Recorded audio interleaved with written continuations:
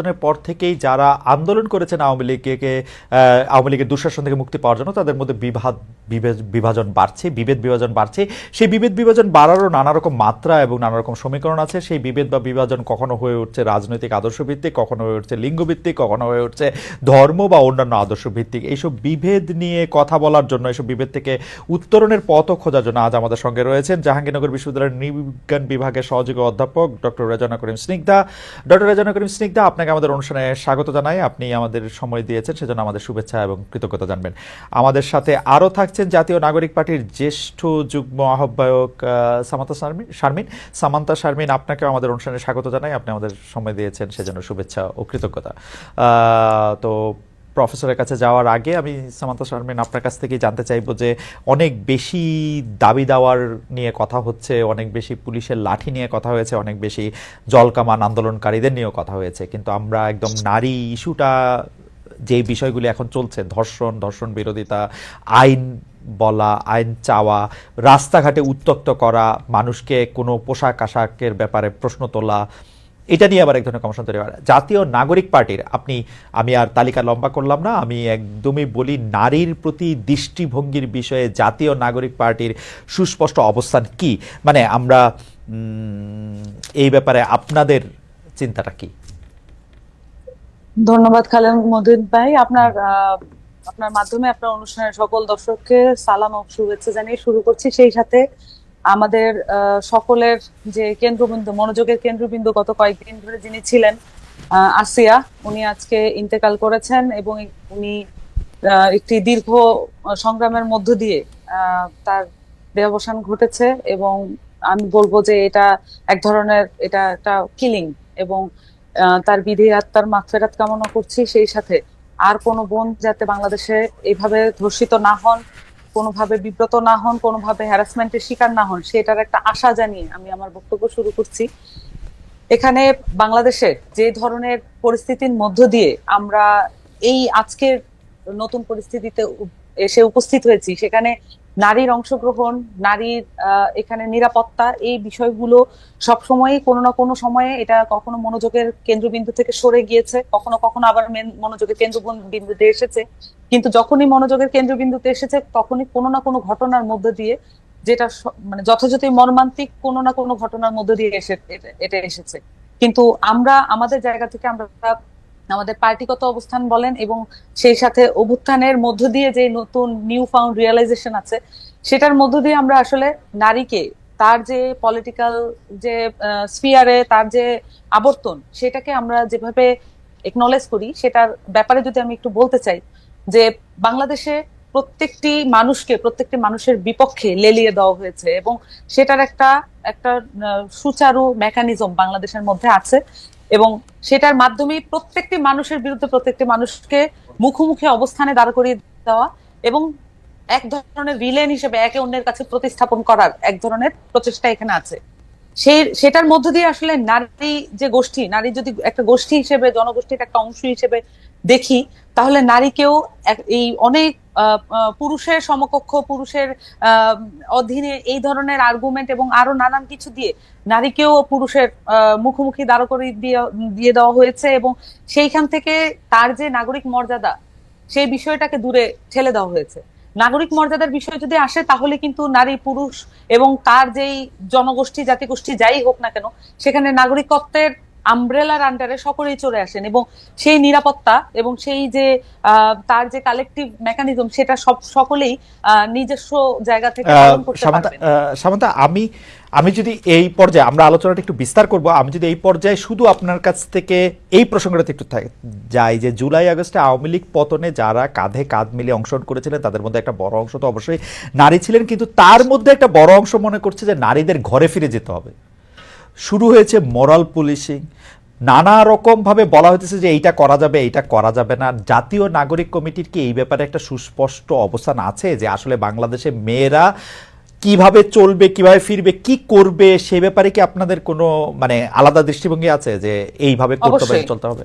সেটা কিরকম? অবশ্যই এখানে আমরা বারবার একনলেজ করছি যে এই অভ্যুত্থানের মধ্য দিয়ে আমরা চারটি ধাপে আমরা যদি দেখি যে অভ্যুত্থানের মধ্যে নারীদের অংশগ্রহণ কি মাত্রায় ছিল। প্রথমত 14ই জুলাই বাংলাদেশে আওয়ামী লীগ তার ফ্যাসিস্ট কাঠামো প্রতিষ্ঠা করার জন্য যেই ন্যারেটিভ স্ট্যাবলিশ করেছিল, সেই ন্যারেটিভকে ভেঙে হলের মেয়েরা বেরিয়ে এসেছিল। এটা ছিল তার প্রথম রাজনৈতিক স্ফুরণ। এইটার মাধ্যমে, এই ন্যারেটিভকে ভাঙার মাধ্যমেই আসলে এই অভ্যুত্থান সংগঠিত হওয়ার মুখে এসে আমরা দাঁড়িয়েছিলাম। পরবর্তীতে আমরা যখন অভ্যুত্থান সংগঠিত হতে দেখি, তখন আমরা নারীদেরকে দেখি একদম সম্মুখ যোদ্ধা হিসেবে, নট পিছনে কোনো ব্যাকগ্রাউন্ডে কোনো কিছুই না, একদম ফ্রন্টলাইন ওয়ারিয়ার হিসেবে। এবং তার পরবর্তীতে একই সাথে ওই অভ্যুত্থানের সময়ই আমরা কেয়ারার, প্রোভাইডার এবং শেল্টার গিভার হিসেবে আমরা তাদেরকে দেখেছি। এবং এখানে আমরা এখন পর্যন্ত 3টা ভাগ দেখলাম, কিন্তু অভ্যুত্থানের পরে অভূতপূর্ব ভাবে আমরা দেখেছি যে যেই নারীরা সম্মুখভাগে যোদ্ধা হিসেবে ছিলেন, কেয়ারার, প্রোভাইডার ছিলেন, তারা নিজস্ব ট্রমাটাইজিং যে জায়গাটা তার ছিল, আমরা সকলেই এক ধরনের ট্রমাটাইজিং জায়গায় ছিলাম।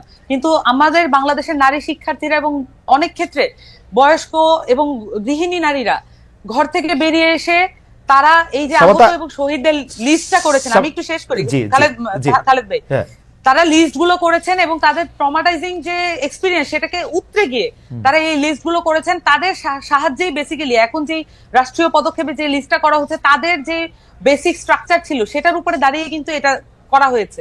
তো নারীদের এখানে অংশগ্রহণের, বাংলাদেশে এই যে নতুন যে পলিটিক্যাল পার্টি এসেছে এনসিপি, তারা বাংলাদেশের নারীদের এই অভ্যুত্থানের অংশগ্রহণ, সেটা প্রত্যেকটি ডিটেইলিংকে আমরা এক্সপ্রেস করি এবং প্রত্যেকটি ডিটেইলিংকে আমরা একনলেজ করি। এবং এই ডিটেইলিং এর মাধ্যমে আমরা বলি যে বাংলাদেশের নারীদের যেই পলিটিক্যাল এজেন্সি, সেটা এই 4টি ভাগে আমরা যদি দেখি, ভবিষ্যতেও যখন নারীরা নেতৃত্বের জায়গায় আসবে, এই 4টি জায়গায় তারা নিজেদেরকে প্রতিষ্ঠা করবে। আমি আর একটু পরিষ্কার হওয়ার জন্য বলি যে আপনাদের দল কি মনে করে, নারীদের কোনো একটা নির্দিষ্ট পোশাক তার জন্য বাধ্যতামূলক হওয়া উচিত বা পোশাকহীনতা বাধ্যতামূলক হওয়া উচিত? আপনি কি মনে করেন যে নারীদের তার নিজস্ব পোশাক, নিজস্ব আচরণ, উনি কোথায় কি খাবেন, কি পান করবেন, সেটা স্বাধীনতা থাকা উচিত, না সেই স্বাধীনতাটা কোনো না কোনোভাবে লিমিটেড হওয়া উচিত? মনে করেন যে যেহেতু আপনাদের দলটা নতুন করে আত্মপ্রকাশ করছে, এই দলের আদর্শ এবং নানাবিধ বিষয়বুদ্ধি তাত্ত্বিকভাবে অনেকটা জায়গা হতে পারে, আমরা যদি স্পেসিফিক এই জায়গাটার মধ্যে থেকে আসি, যে আপনারা কি মনে করেন যে নারীর একটা নির্দিষ্ট চেহারা থাকা উচিত এবং সেটা কোনো না কোনোভাবে পুরুষদের থেকে আলাদা হওয়া উচিত? আপনারা কি মনে করেন? দেখুন, এখানে আমি যেটা বলেছিলাম প্রথমে, বিভাজিত করার যে প্রক্রিয়া আছে রাজনৈতিকভাবে, এখানে এই ধরনের প্রশ্ন, মানে এই যে পোশাক এবং চলাফেরা, বেসিক্যালি নারীদেরকে কেন্দ্র করে এই ধরনের প্রশ্ন উত্থাপন করে বা এই ধরনের বাতাবরণ, একটা তথ্যের বাতাবরণ তৈরি করে এমন ভাবে পোট্রে করা হয়, মনে হয় যেন এখানে নারীদের বিপক্ষে সকল মানুষ দাঁড়িয়ে আছে। কিন্তু এটা একটা ছোট্ট গোষ্ঠী। বরঞ্চ এই আসিয়ার যে ঘটনাটা আমরা দেখলাম, এটার মধ্য দিয়ে আমরা দেখেছি বাংলাদেশের বেশিরভাগ মানুষ বাংলাদেশের নারীদের নিরাপত্তার জন্য শঙ্কিত, বাংলাদেশের নিরাপত্তার জন্য, বাংলাদেশের নারীদের নিরাপত্তার জন্য সামাজিক বলয় কিভাবে তৈরি করতে হবে সেটার জন্য তারা কাজ করতে উদ্গ্রীব। আমরা বারবারই এই জায়গাগুলো দেখি, কিন্তু এই জায়গাগুলো আমরা একনলেজ না করে আমরা বরঞ্চ যেটা দেখি যে যেভাবে আসলে বিভাজিত করা যাবে সেই বক্তব্যগুলো আমরা বারবার এখানে তুলে আনা হয়। এবং তাতে সামান্তা, আমি আসলে বিভাজনের জায়গাটা যাইতেই চাচ্ছিলাম না, সেই জন্য আমি আপনাকে প্রশ্নটা যেটা করতে চাচ্ছি সেটা হচ্ছে যে জাতীয় নাগরিক পার্টি এইটা মনে করে কিনা আমি কোনো বিভাজনের মধ্যে, আমি অনেক ধরনের প্রেসক্রিপশন দেখতে পাচ্ছি, কিন্তু প্রেসক্রিপশন এমন আসতেছে যে ধর্ষণ হইতো না যদি না সে একটা মাহারাম রেনে চলাফেরা করতো, ধর্ষণ হইতো না যদি না তার একটা পোশাক ঠিক থাকতো, ও এখানে এই দুষ্টামি করতেছে, সিগারেট খাইতেছে, তারা মারা ঠিক আছে। আমি বলতেছি হচ্ছে এই জায়গা থেকে জাতীয় নাগরিক পার্টির কি অবস্থাটা কি সেটা আমি বুঝতে চাইতেছি। খালেদ ভাই, একটা রাজনৈতিক পার্টি কখনোই এই ধরনের একটি বিষয়ে মন্তব্য করে না, তাদের মন্তব্য হয় ওভারঅল জনগোষ্ঠী কেন্দ্রিক। আমরা যখন নারীদের পোশাক আশাক কি হবে, পুরুষদের পোশাক আশাক কি হবে, শিশুদের পোশাক আশাক কি হবে, এই সবকিছুর জন্য যদি প্রয়োজন বোধ করি আমরা জাতিগতভাবে, তাহলে আমাদের জন্য বোর্ড গঠন করে দেওয়া হোক, রাষ্ট্রীয়ভাবে সেটা পৃষ্ঠপোষকতা দেওয়া হোক। আমরা তো এটা এইভাবে আর্গুমেন্ট করার বিষয় না। পার্টিগতভাবে আমরা মনে করি দায়িত্বশীল ভাবে যে কোনো বিষয়ের আর্গুমেন্ট যদি হয় দায়িত্বশীল ভাবে করা উচিত, এবং সেখানে আমার ব্যক্তিগত মতামত আমি কারো উপর চাপিয়ে দিতে পারি না। যারা এই বক্তব্যগুলো টুকরো টাকরা ভাবে দিচ্ছেন তারা বেশিরভাগই তাদের পার্সোনাল ফেসবুক অ্যাকাউন্ট ব্যবহার করলে সেগুলো দিচ্ছেন। আমরা আমাদের জায়গা থেকে মনে করি যদি কোনো কিছুর বিষয়ে জাতীয় ঐক্যমত প্রয়োজন হয়, এটা শুধু পলিটিক্যাল ইস্যু হতে হবে নট নেসেসারিলি। যদি পোশাকের বিষয়ে আসেন ধরেন যে পুরুষের পোশাক কি হবে, নারীদের পোশাক কি হবে, শিশুদের পোশাক কি হবে, এই বিষয়ে আমাদের একটি ন্যাশনাল কনসেনসাস আমরা ডেভেলপ করতে চাই।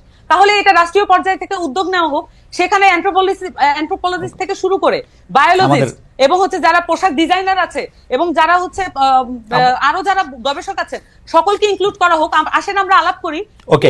কিভাবে বাংলাদেশের মানুষ পোশাক পরবে। সামান্তা, ব্যর্থতাটা মনে হয় আমারই, আসলে আমি প্রশ্নটা বুঝতে পারতেছি না। আমি জানতে চাইতেছি জাতীয় নাগরিক পার্টির চোখে নারী আর পুরুষ দুইটা আলাদা অস্তিত্ব কিনা? ওকে, এটা একটা খুব গুরুত্বপূর্ণ কোশ্চেন।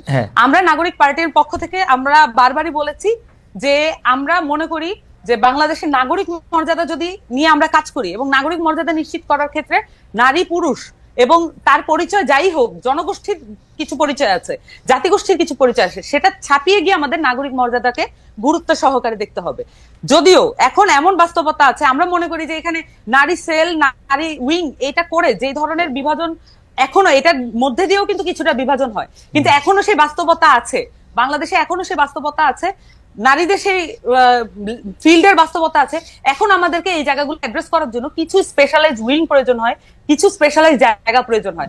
আমরা যেটা বিশ্বাস করি যে আমাদের নাগরিক কমিটির পক্ষ থেকে যে আমরা এমন একটা বাংলাদেশ চাই যেখানে আমাদেরকে 25% উইমেন বা 33% উইমেন রাখতে হবে। এটা আমাদেরকে জোরপূর্বক আর বলতে না হোক, যে কোনো লিস্ট করার সময়, যে কোনো নিয়োগের নারী ও পুরুষ, জাতীয় নাগরিক পার্টির চোখে নারী ও পুরুষ সমান কিনা?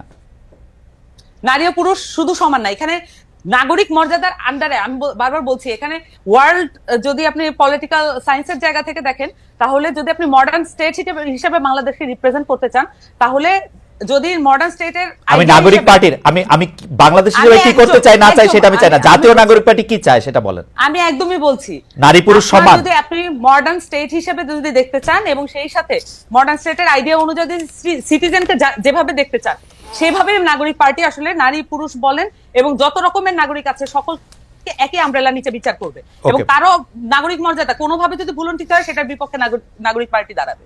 এবং সেই ক্ষেত্রে নারী আর পুরুষের মধ্যে কোনো বিভেদ আপনারা দেখছেন না জাতীয় নাগরিক পার্টি? আমি বলেছি এখানে বাস্তবতা আছে, আমি বারবার বলেছি এখানে বাস্তবতা আছে। এখনো আমার কি মনে হয় যে 2025 সালে, সামান্তা 2025 সালে আসি কি প্রশ্নটা এত কঠিন যে এটা আসলে বাইনারিতে জবাব দেওয়া যায় না যে নারী আর পুরুষ সমান কি সমান না? ভাই আমি এটা বাইনারি পলিটিক্স এর মধ্যে আজকে 53 বছর ধরে আমরা আছি, বাইনারি পলিটিক্স এর মধ্যে আমরা 53 বছর ধরে আছি।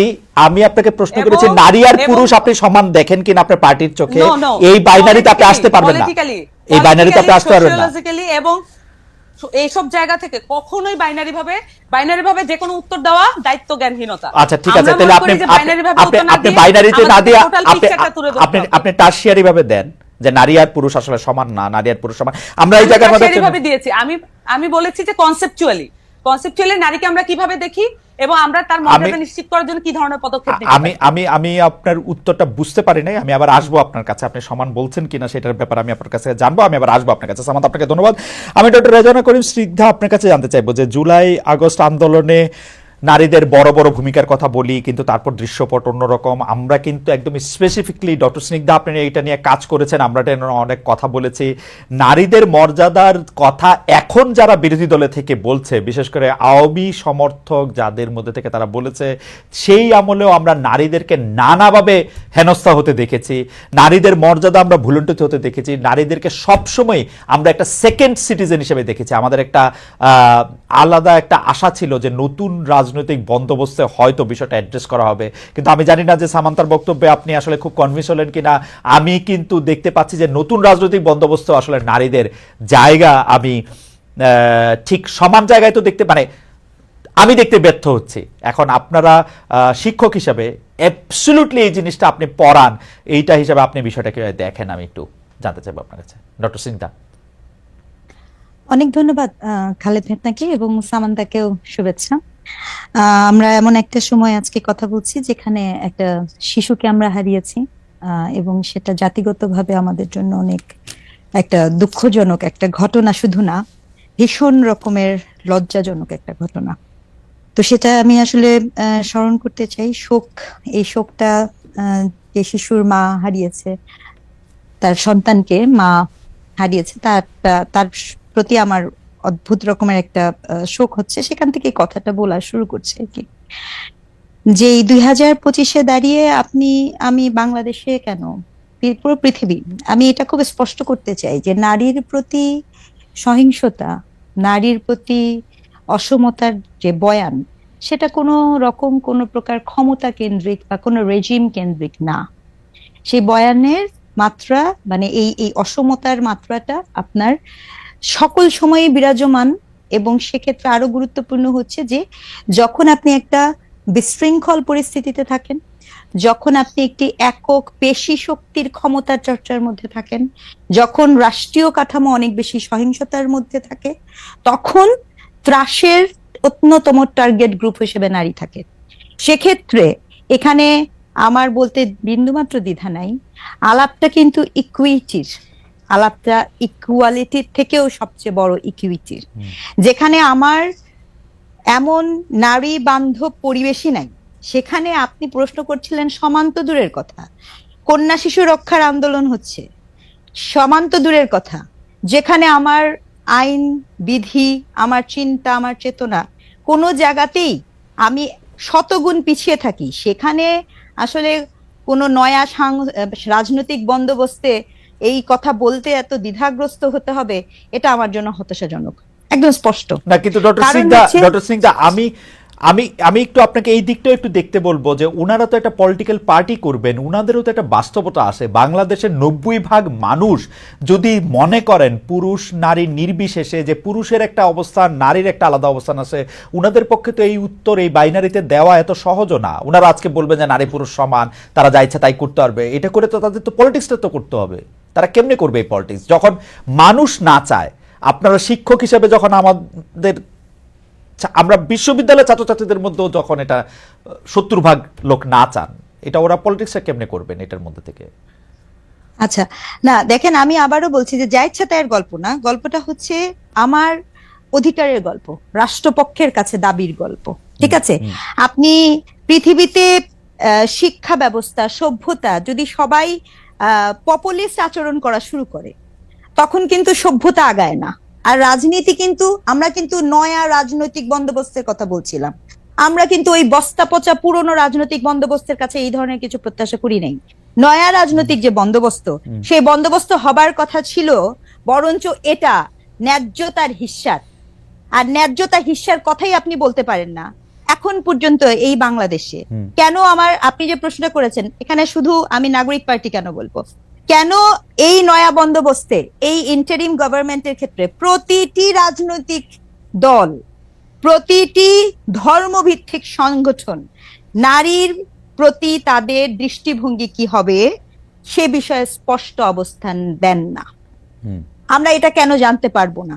একদম স্পষ্ট, আমি একদম স্পষ্ট করে জানতে চাই। আমাকে একটা কথা বলতেই হবে, কি হেতু কারণে যে দেশে আপনি গণপ্রজাতন্ত্রী বাংলাদেশে আমি বসবাস করি, যে দেশের সকল আইন শৃঙ্খলা আপনি রাষ্ট্রায়ত্ত আইন শৃঙ্খলার অধীনে রাখেন, কেবল এবং কেবলমাত্র পারিবারিক আইনটাকে আপনি ধর্মভিত্তিক আইনের মধ্যে সীমায়িত রেখেছেন। আপনি এখন বলতে পারেন ব্রিটিশ কোর্টের কথা, কিন্তু আমি আপনাকে বলে দিই সেই 200 বছর পুরানো কোর্টের লয়ের কথা দিয়ে তো চলবে না। আপনাকে আমি এটাও বলতে চাই, শুধুমাত্র আপনার সংখ্যাগরিষ্ঠ শব্দটা ব্যবহার করছি, সংখ্যাগরিষ্ঠের পারিবারিক ধর্মীয় অনুভূতিতে আঘাত না আনার কারণে আপনি পারিবারিক আইন করে রেখেছেন, যার দায় বহন করতে হয় এদেশের সনাতন নারীদেরকে, এদেশের খ্রিস্টান নারীদেরকে, এদেশের বুদ্ধিস্ট নারীদেরকে। কি কারণে?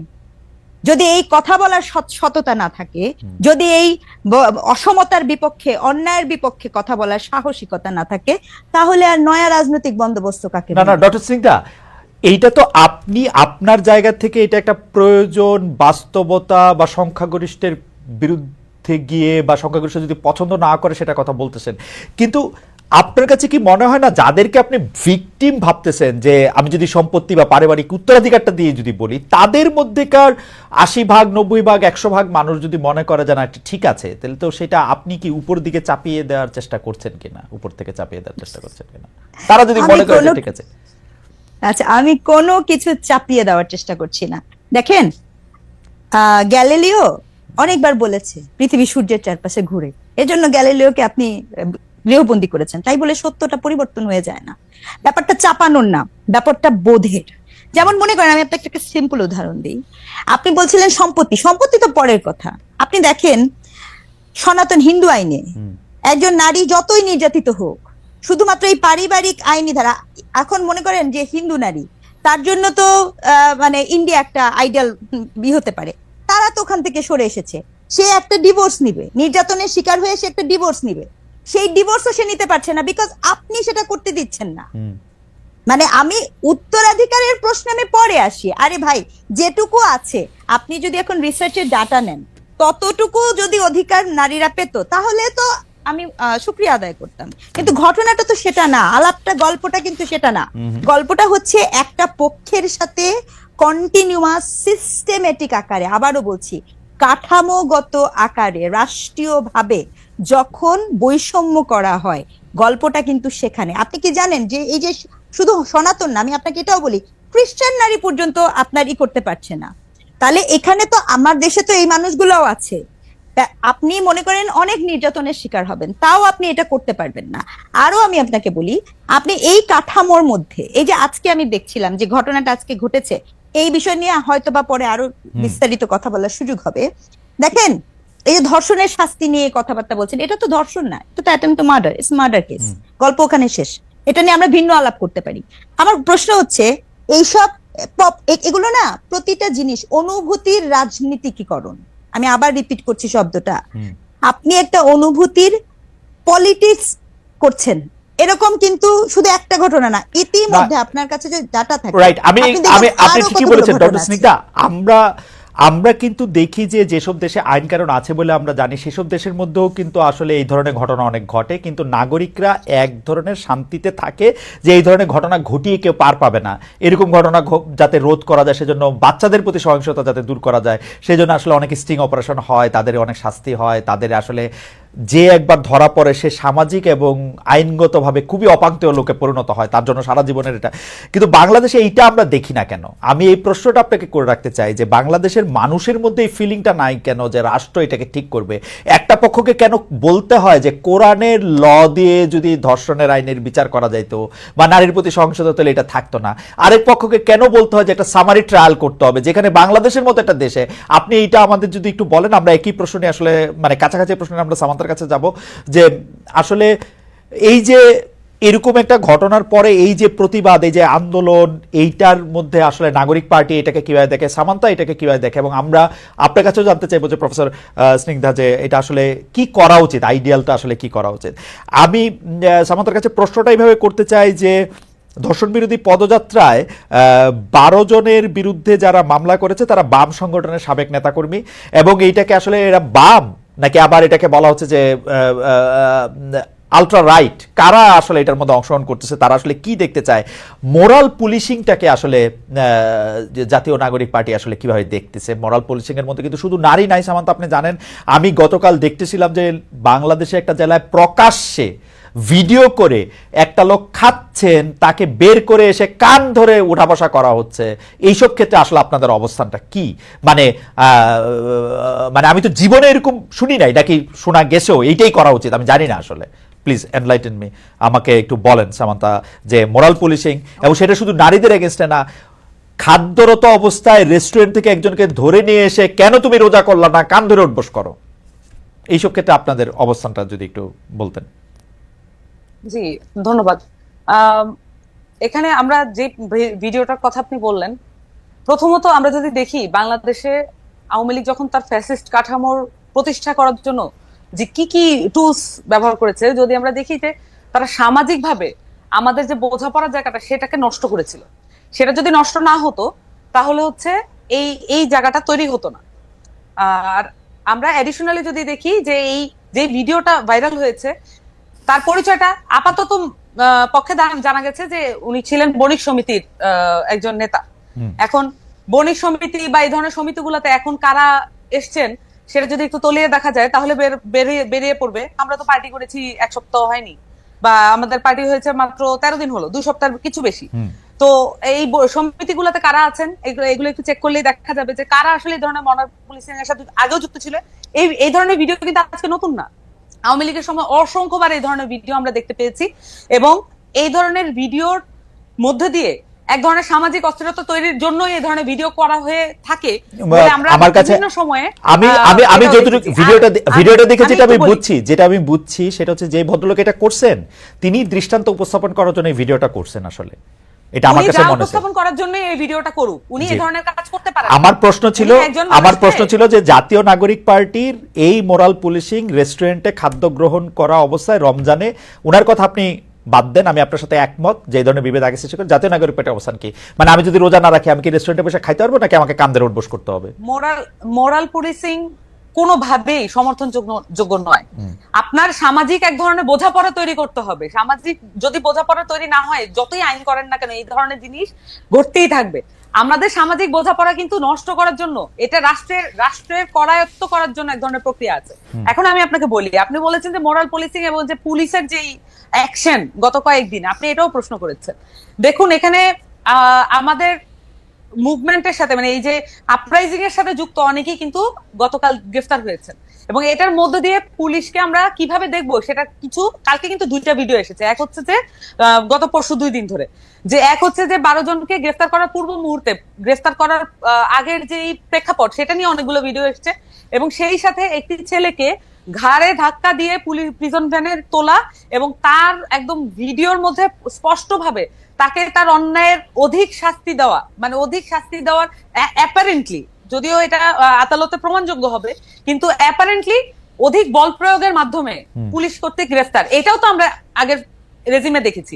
তাহলে আমরা তো এখানে চেঞ্জটা ওই অর্থে পার্টিকুলার ইস্যু ধরে যদি বলি, এই অর্থে কিন্তু আমরা এই সেকেন্ড ভিডিওর ক্ষেত্রে আমরা দেখতে পাইনি। আবার প্রথম ভিডিওর ক্ষেত্রে আমরা যদি দেখি যে প্রথম যে ঘটনাটা ঘটেছে, যে শাহবাগের থেকে তারা চিফ অ্যাডভাইজারের বাসভবনের দিকে বা ওই কোথাও ওই দিকে যাওয়ার তারা চেষ্টা করছিলেন, কিন্তু এখানে আমরা যদি দেখি ধর্ষণ বা এই ধরনের নারী নিরাপত্তা, এটা একটা খুবই জনগুরুত্বপূর্ণ মানে ইস্যু। সেটা নিয়ে নানান পক্ষের সাথে আমাদের যে আলোচনা তৈরি করার যে স্কোপটা আছে, এই মুহূর্তে রাজনৈতিক যেই স্কোপটা আছে, সেইটাকে আগে কখনোই ছিল। আমরা এখন চাইলে সকল রাজনৈতিক দল, সকল যারা রাজনৈতিক পক্ষ এবং যারা এনজিও যারা কাজ করে, তাদেরকে নিয়ে কিন্তু এখন একটা জাতীয় ঐক্যমত্যের জন্য, আমি কমিশনের কথা বলছি না, আমি বলছি জাতীয় ঐক্যমত্যের জন্য এখন একটা সুবর্ণ সুযোগ আমাদের সামনে এসেছে। আমরা এই সামান্তা, আমি 2টা বিষয় আপনাকে একটু আলাদা আলাদা প্রশ্ন করি। প্রশ্ন নাম্বার 1 হচ্ছে এই মোরাল পুলিশিং নিয়ে আসলে জাতীয় নাগরিক পার্টির কি অবস্থান, মানে আপনারা কি রমজানে মানে হোটেল রেস্টুরেন্ট সব বন্ধ রাখার পক্ষে, কেউ যদি খায় তাহলে সেইটার থেকে বের করে নিয়ে এসে কান ধরে উঠবোস করার পক্ষে? খালেদ ভাই, এটা তো আসলে মানে অ্যাবসার্ড যে আমাদেরকে এই প্রশ্নগুলো মানে আমি বলি কেন অ্যাবসার্ড, যে আসলে তাহলে পারসেপশনটা কি, মানে পারসেপশনটা কি এরকম যে আমরা এই ধরনের বিষয়কে এন্ডোর্স করতে পারি, এই সম্ভাবনা আছে, এই কারণে প্রশ্নটা ক্লিয়ার করে নেওয়া না। কারণ হচ্ছে যে আমরা একটা পরিষ্কার অবস্থান চাই। আপনার কোনো পারসেপশন থেকে না, পরিষ্কার অবস্থান হচ্ছে আপনি শুধু বলেন যে আপনারা এর বিপক্ষে, তাহলে আমি পরবর্তী প্রশ্নটা করতে পারি। না, আপনি যদি বলেন পক্ষে, তাহলে আমি পরবর্তী প্রশ্নটা না। এই পারসেপশন কি হয়েছে জানেন, আমি আপনাদের বলি, গত 53 বছর ধরে পারসেপশন কোনটা কার পক্ষে কখন রাখবো সেইটা হচ্ছে, প্রফেসর সিংদা এটা ঠিকই বলেছেন, এটা এক ধরনের পপুলিজম দিয়ে ঠিক করা হয়েছে আগেকার রাজনৈতিক দলগুলা। আপনাদের অবস্থানটা সেই জন্য, আপনারা আমাদের আশা, আপনারা আমাদের লাস্ট বেট, যে আপনারা আসলে কোন জায়গার মধ্যে দাঁড়ায় আছেন। দেখেন, আপনাদের একজন সমন্বয়কের বক্তব্য পড়ে আমরা একরকম বুঝি, আবার মাহফুজ সাহেব আরেকটা বক্তব্য দেন, আমরা আরেক রকম বুঝি। আপনাদের একটা অবস্থান দেখে আমরা একরকম জানি। নাহিদ সাহেব উপদেষ্টা হিসাবে রিটায়ার করার আগে, মানে কি বলে, পদত্যাগ করার আগে তার সম্পত্তির হিসাব ঘোষণা করেন, অন্য উপদেষ্টারা কেন করেন না? নাহিদ সাহেবকে যখন একটা বিষয়ের মধ্যে অনেকগুলো বিষয় ঢুকে গেল, অ্যাবসলিউটলি, সেই জন্য আমি বলতেছি যে পারসেপশন এখানে কোনো ব্যাপার না। আপনি আমাকে শুধু বলেন যে আপনাদের অবস্থাটা কি, আপনারা কি চান যে রমজানে, যেমন এখানে আমরা জামাতে ইসলামীকে দেখছি যে ওরা স্পষ্ট বলছে যে রমজানের দোকানপাট এগুলি বন্ধ রাখতে হবে, কেউ দোকানপাট খোলা রাখতে হবে না। আমরা বলি, আমরা আমাদের জায়গা থেকে যেটা আমরা মনে করি যে কোনো ধরনের মানে কোনো অন্যায়কারী ছাড়া কাউকে পুলিশি কায়দায় বা কোনো ধরনের তার বডিলি হার্ম করা, এটা অত্যন্ত গর্হিত অপরাধ। এই ধরনের এটাকে যদি আমরা মরাল পুলিশিং বলি, তাহলে এটা মরাল পুলিশিং এর বিরুদ্ধে আমরা আছি। সামান্তা, আপনার বক্তব্য কি আপনি শুনতে পান? আপনি বলছেন অন্যায়কারী ছাড়া, তার মানে যে অন্যায়কারী তাকে আপনারা শাস্তি দিতে পারবেন? আমরা কোনো কিছুই শাস্তি দিতে পারবো না। তাহলে আপনি বলেন যে কাউকে, তাহলে আপনাকে বলেন যে কাউকে দেওয়া যাবে না। আমি বলছি ভাই, শাস্তি দেওয়ার জন্য আছে আদালত। অ্যাবসলিউটলি আমরা ট্যাক্স দিয়ে এই আদালত গুলাকে চালাই, আমরা কিন্তু এই আমাদের ট্যাক্সের পয়সা কিন্তু এই আদালত প্রাঙ্গণ গুলাতে আছে। তাহলে আমি কখনোই আমার ট্যাক্সের পয়সা কিন্তু ইনভ্যালিড হয়ে যাক, সেটা আমি তো চাইবো না অ্যাজ এ সিটিজেন। তাহলে আমি চাইবো যে শাস্তি যেখানে হওয়ার সেখানেই হবে। তার মানে এখানে আইন শৃঙ্খলা বাহিনী আছে, আইন শৃঙ্খলা বাহিনীর কাজটা কি? যদি সব কাজ হচ্ছে যে কেউ একটা গ্রুপ গোষ্ঠী মিলে এই দায়িত্বগুলো হাতে তুলে নেয়, এটার কোনো জায়গা নাই। এখানে যেই বিষয়গুলো করা হচ্ছে এটা স্পষ্টভাবে এখানে বিভাজিত যেই শক্তিগুলো ছিল সেগুলোকে আবার চাঙ্গা করার জন্য, যারা একত্রিত হয়েছিল অভ্যুত্থানের মধ্য দিয়ে তাদেরকে আবার বিভাজিত করার জন্য নানান ধরনের প্রক্রিয়া শুরু হয়েছে। এবং পরিষ্কারভাবে এখানে সংস্কারের যে উদ্যোগ গ্রহণ করা হয়েছে, সংস্কারের যে সম্ভাবনা তৈরি করা হয়েছে, সেটাকে প্রশ্নবিদ্ধ করার জন্য এই ধরনের বিভাজিত যে কার্যক্রম সেটা পরিচালনা করা হচ্ছে। সামাদা, আমি আপনার কাছে আবার আসবো, আমি শুধু প্রশ্নটা করি আবার। প্রশ্নটা হচ্ছে, প্রতি বছর রমজান আসার আগেও পরে বিভিন্ন সামাজিক, ধর্মীয়, আদর্শিক ধর্মীয় গোষ্ঠী বিভিন্ন রকম অবস্থান নেয়। কেউ বলে যে এইবার রমজানে হোটেল রেস্টুরেন্ট আমাদের এলাকায় খোলা রাখা যাবে না, রমজানের পবিত্রতা বজায় রাখুন। জামাত ইসলামী একটা স্পষ্ট অবস্থান নিচ্ছে। আওয়ামী লীগ, বিএনপি কিন্তু একটা মাঝামাঝি অবস্থান নেয় গত 53 বছর নিয়ে। এটা কিছু বলেও না, জিজ্ঞেস করলে আপনার মতো ঘুরায় পেঁচায় কি জানি একটা বলে, আমি অর্ধেক বুঝি না। এখন ঘটনা হইতেছে হচ্ছে যে এই জিজ্ঞেস করাটা কিন্তু আমি 27 বছর ধরে করে আসতেছি বলে আমি বলতেছি। আমার দুর্ভাগ্যজনকভাবে আমি আপনাকে ওই প্রশ্ন করতেছি, হয় আপনাকে আমি বুঝাতে পারছি না যে এনসিপির আমি কোনো স্পষ্ট অবস্থা দেখতে পাচ্ছি না। এনসিপি কি বলতেছে যে রমজানে আসলে দোকানপাট বন্ধ রাখতে হবে? আপনাকেও যখন আমি আপনাকে কেন হচ্ছে আমি আপনাকে পলিটিক্যাল পার্টির কাছ থেকে আপনারা যেভাবে, মানে আপনারা বলতে আমি বলছি যে বেশিরভাগ লোকজন, আমি সাংবাদিকদের কথা বলছি না, সবাই আসলে যেভাবে প্রত্যেকটা ইস্যুতে হ্যাঁ বা না উত্তর আশা করেন, এইভাবে একটা পলিটিক্যাল পার্টি আচ্ছা ঠিক আছে, আপনার অবস্থা পরিষ্কার। পার্টির বক্তব্যসমূহ একটু ভেগই থাকে, আমরা একটু ভেগই থাকে। ভেগের ব্যাপার না, এটা হচ্ছে সকলকে এনকম্পাস যদি করতে না পারে, সকলকে ধারণ করতে না পারে, এটা পলিটিক্যাল পার্টি। আমি আপনাকে সামান্তা, আমি আপনাকে সিউরিটি দিয়ে বলতেছি, আপনি যে এখন যেরকম করে কথা বলতেছেন অ্যাবসলিউটলি এরকম করে বিএনপি এবং আওয়ামী লীগ কথা বলছে গত 53 বছর আমাদের সঙ্গে। আপনি আমাকে একটা এই যে এখন যে বললেন, আমরা ভিডিও দেখায়, আমি ভিডিও না দেখা, আমি আপনাকে বলতেছি তো, আপনি আমি বলছি যে এখানে প্রত্যেকটা ইস্যুতে প্রত্যেকটা ব্যাপারে যখন হ্যাঁ না অবস্থানে যেতে হয়, আমি বলছি হ্যাঁ না অবস্থানটা দায়িত্ব জ্ঞানহীন আচরণ। এইটা যে কেউ বলেছে, এটা আপনি আমাকে দেখায়। আমি বলতেছি হ্যাঁ না অবস্থান কিছু ব্যাপারে আমরা এমনিতে একটা লাস্ট একটা লাইন বলি, আমরা যে সামাজিক, আমরা যদি মানে পলিটিক্যাল পার্টি করে বলে আমরা শুধু রাষ্ট্রীয় অবস্থান নিয়ে কথা বলবো, বাংলাদেশের প্রত্যেকটা ব্যাপারে যে অনেকগুলো বিষয় জড়িত থাকে, এটাকে ডিসকার্ড করে, এটাকে আনএকনলেজ করে, এটাকে ফেলে দিয়ে আমরা এটা করতে চাই না। আমরা মনে করি যে এই বিষয়গুলো জনগুরুত্বপূর্ণ, এগুলো সামাজিক ব্যাপার, এবং সামাজিকভাবে সলভ করার জন্য যদি রাষ্ট্রীয় কোনো উদ্যোগ নিতে হয়, এবং আমরা মনে করি যে সেটার ব্যাপারে আগ্রহী এবং উদ্যোগ নেওয়া উচিত, আমরা এটা মনে করি। ওকে, থ্যাংক ইউ আপনাকে।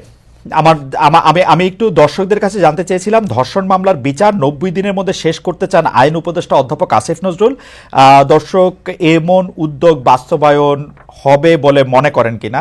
হ্যাঁ, এমন উদ্যোগ বাস্তবায়ন হবে বলে মনে করেন শতকরা 65% লোক, শতকরা 35% লোক মনে করছেন যে এমন উদ্যোগ বাস্তবায়ন হবে না। 68,000 মানুষ এখানে ভোট দিয়েছেন। আমি একটু এই ধর্ষণ এবং আইন, মোরাল পুলিশিং, চুরি ডাকাতি, ছিনতাই, নারীর প্রতি আক্রমণ, এই ঘটনা সামনে এসছে। আমি যে প্রফেসর রেজনা স্নিগ্ধা, আপনি এর মধ্যে সরকারের কোনো দায় দেখেন কিনা? বর্তমানে যারা পলিটিক্যাল পার্টিগুলি আছে, আমরা তো তাদের, আপনি কোনো দায় দেখেন নাকি? তাদের অবস্থান, তাদের জায়গা থেকে এগুলি অ্যাড্রেস করা বা না করা, মানুষের নিরাপত্তার ক্ষেত্রে শুধু নারী না, আমরা আসলে খেয়াল করেছি যে যারাই দুর্বল তারা আক্রান্ত হচ্ছেন, সেইটার ক্ষেত্রে সেটা কি হতে পারে? ডক্টর রেজনা স্নিগ্ধা। আচ্ছা, আমি একটা কথা, আপনার প্রশ্ন উত্তরে যাওয়ার আগে একটা কথা বলি। রিফরমেশন, যখন একটা সমাজে, সোসাইটিতে রিফরমেশন হয় না, তখন রিফর্মাররা খুব বোল্ড কিছু স্টেপ নেয়, এবং সেই স্টেপের মধ্যে কিন্তু কোনো দ্বন্দ্ব থাকে না। সেক্ষেত্রে আপনি সেটাকে পলিটিক্যালি বলেন অথবা সেটাকে রিলিজিয়াসলি বলেন।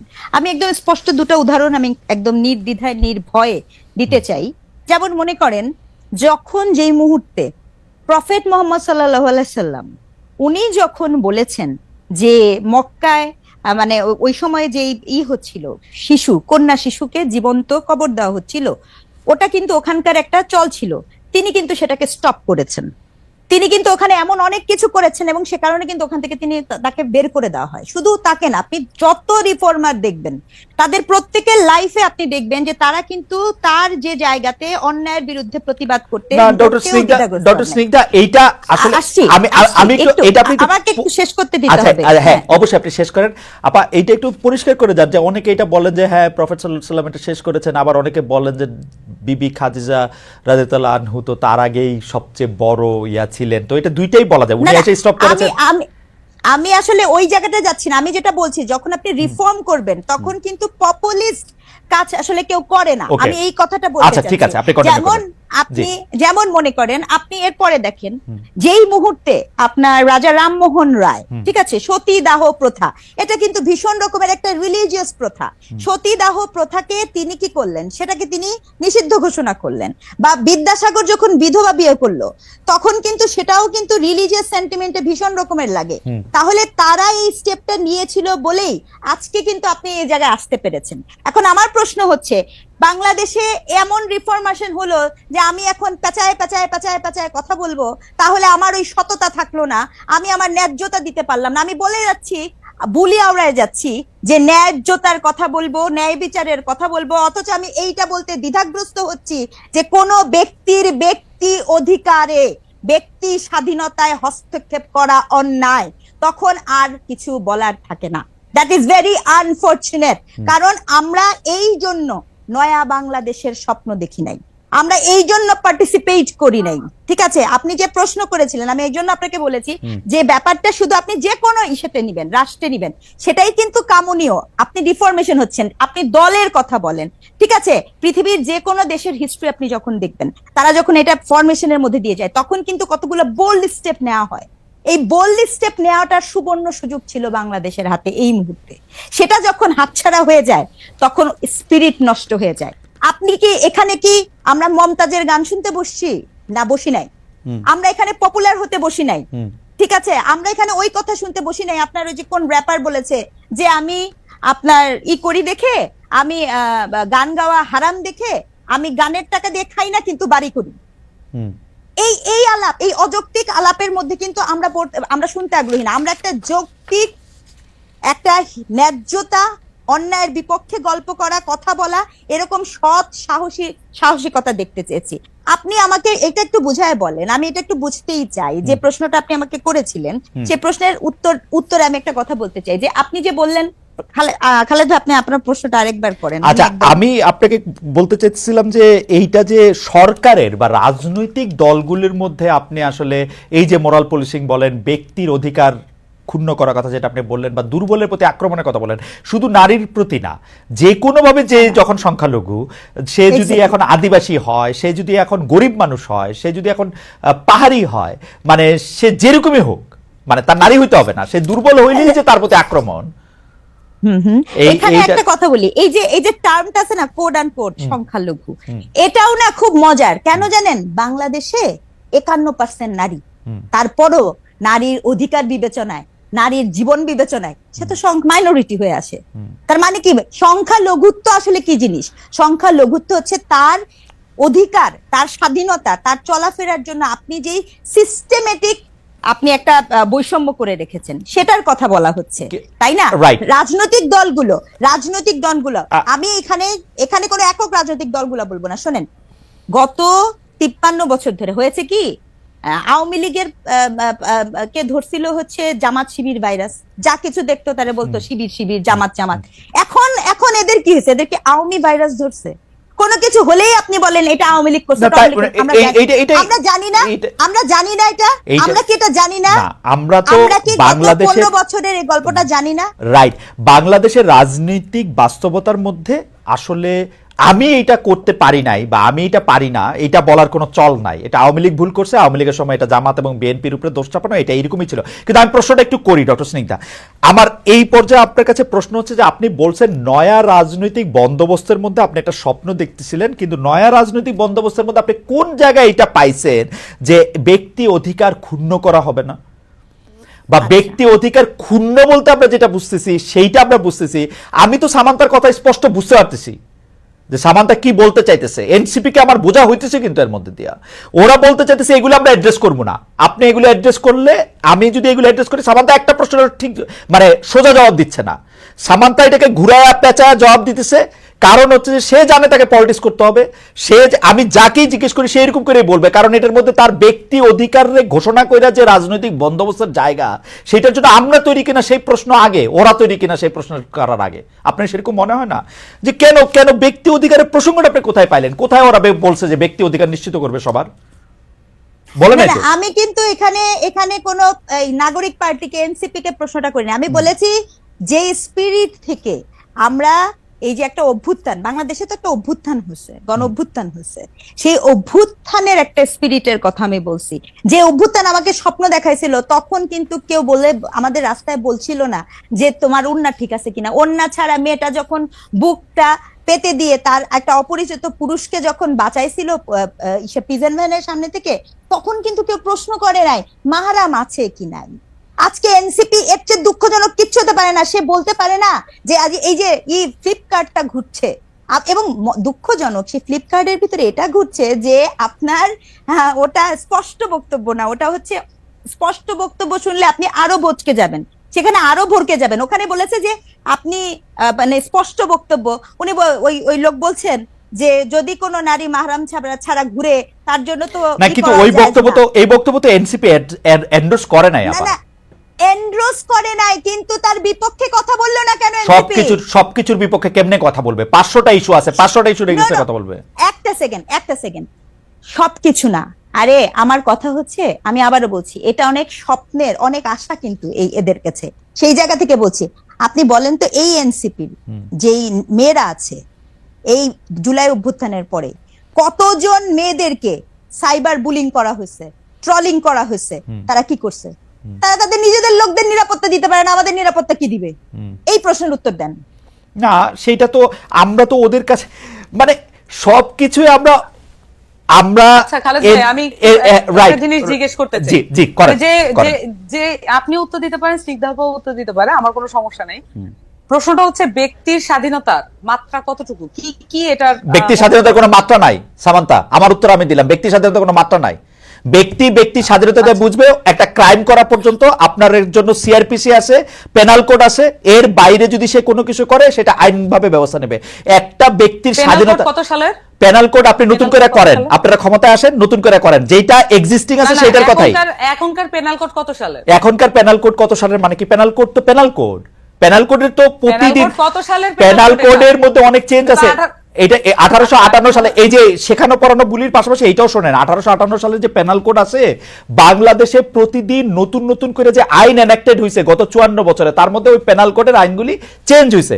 গড়ে বইটা 1858 সালের, কিন্তু বাংলাদেশের হওয়ার পরে যত আইন হ্যাঁ সবগুলি চেঞ্জ হয়েছে। হ্যাঁ, তো যাই হোক, এইটা এখন যে জায়গায় দাঁড়ায় থাকে। আপনি যে উত্তরটা দিচ্ছেন এটা কি মানে যে ব্যক্তি স্বাধীনতার যে সংখ্যাটা আপনি দিচ্ছেন, স্নিগ্ধাপা একটু সাইলেন্ট আছেন, অসুবিধা নাই, কিন্তু এই যে ব্যক্তি স্বাধীনতার যে ফরম্যাটটা বলছেন এটা কি যথেষ্ট ক্লিয়ার কাট হয়েছে কিনা? আপনার কাছে কি মনে হয়? আপনার কাছে কি মনে হয়? আমি বলছি ব্যক্তি স্বাধীনতার ক্ষেত্রে আমি উত্তর পাইনি। আপনি আমাকে আবার জিজ্ঞেস করেন প্রশ্নটা, এটা আমি আগে উত্তর দেই। ব্যক্তি স্বাধীনতার প্যারামিটার মানে এই আপনি মাত্র আমারে জিজ্ঞেস করেছেন, আমি স্পষ্ট বলছি ব্যক্তি স্বাধীনতার কোনো সীমাবদ্ধতা নাই।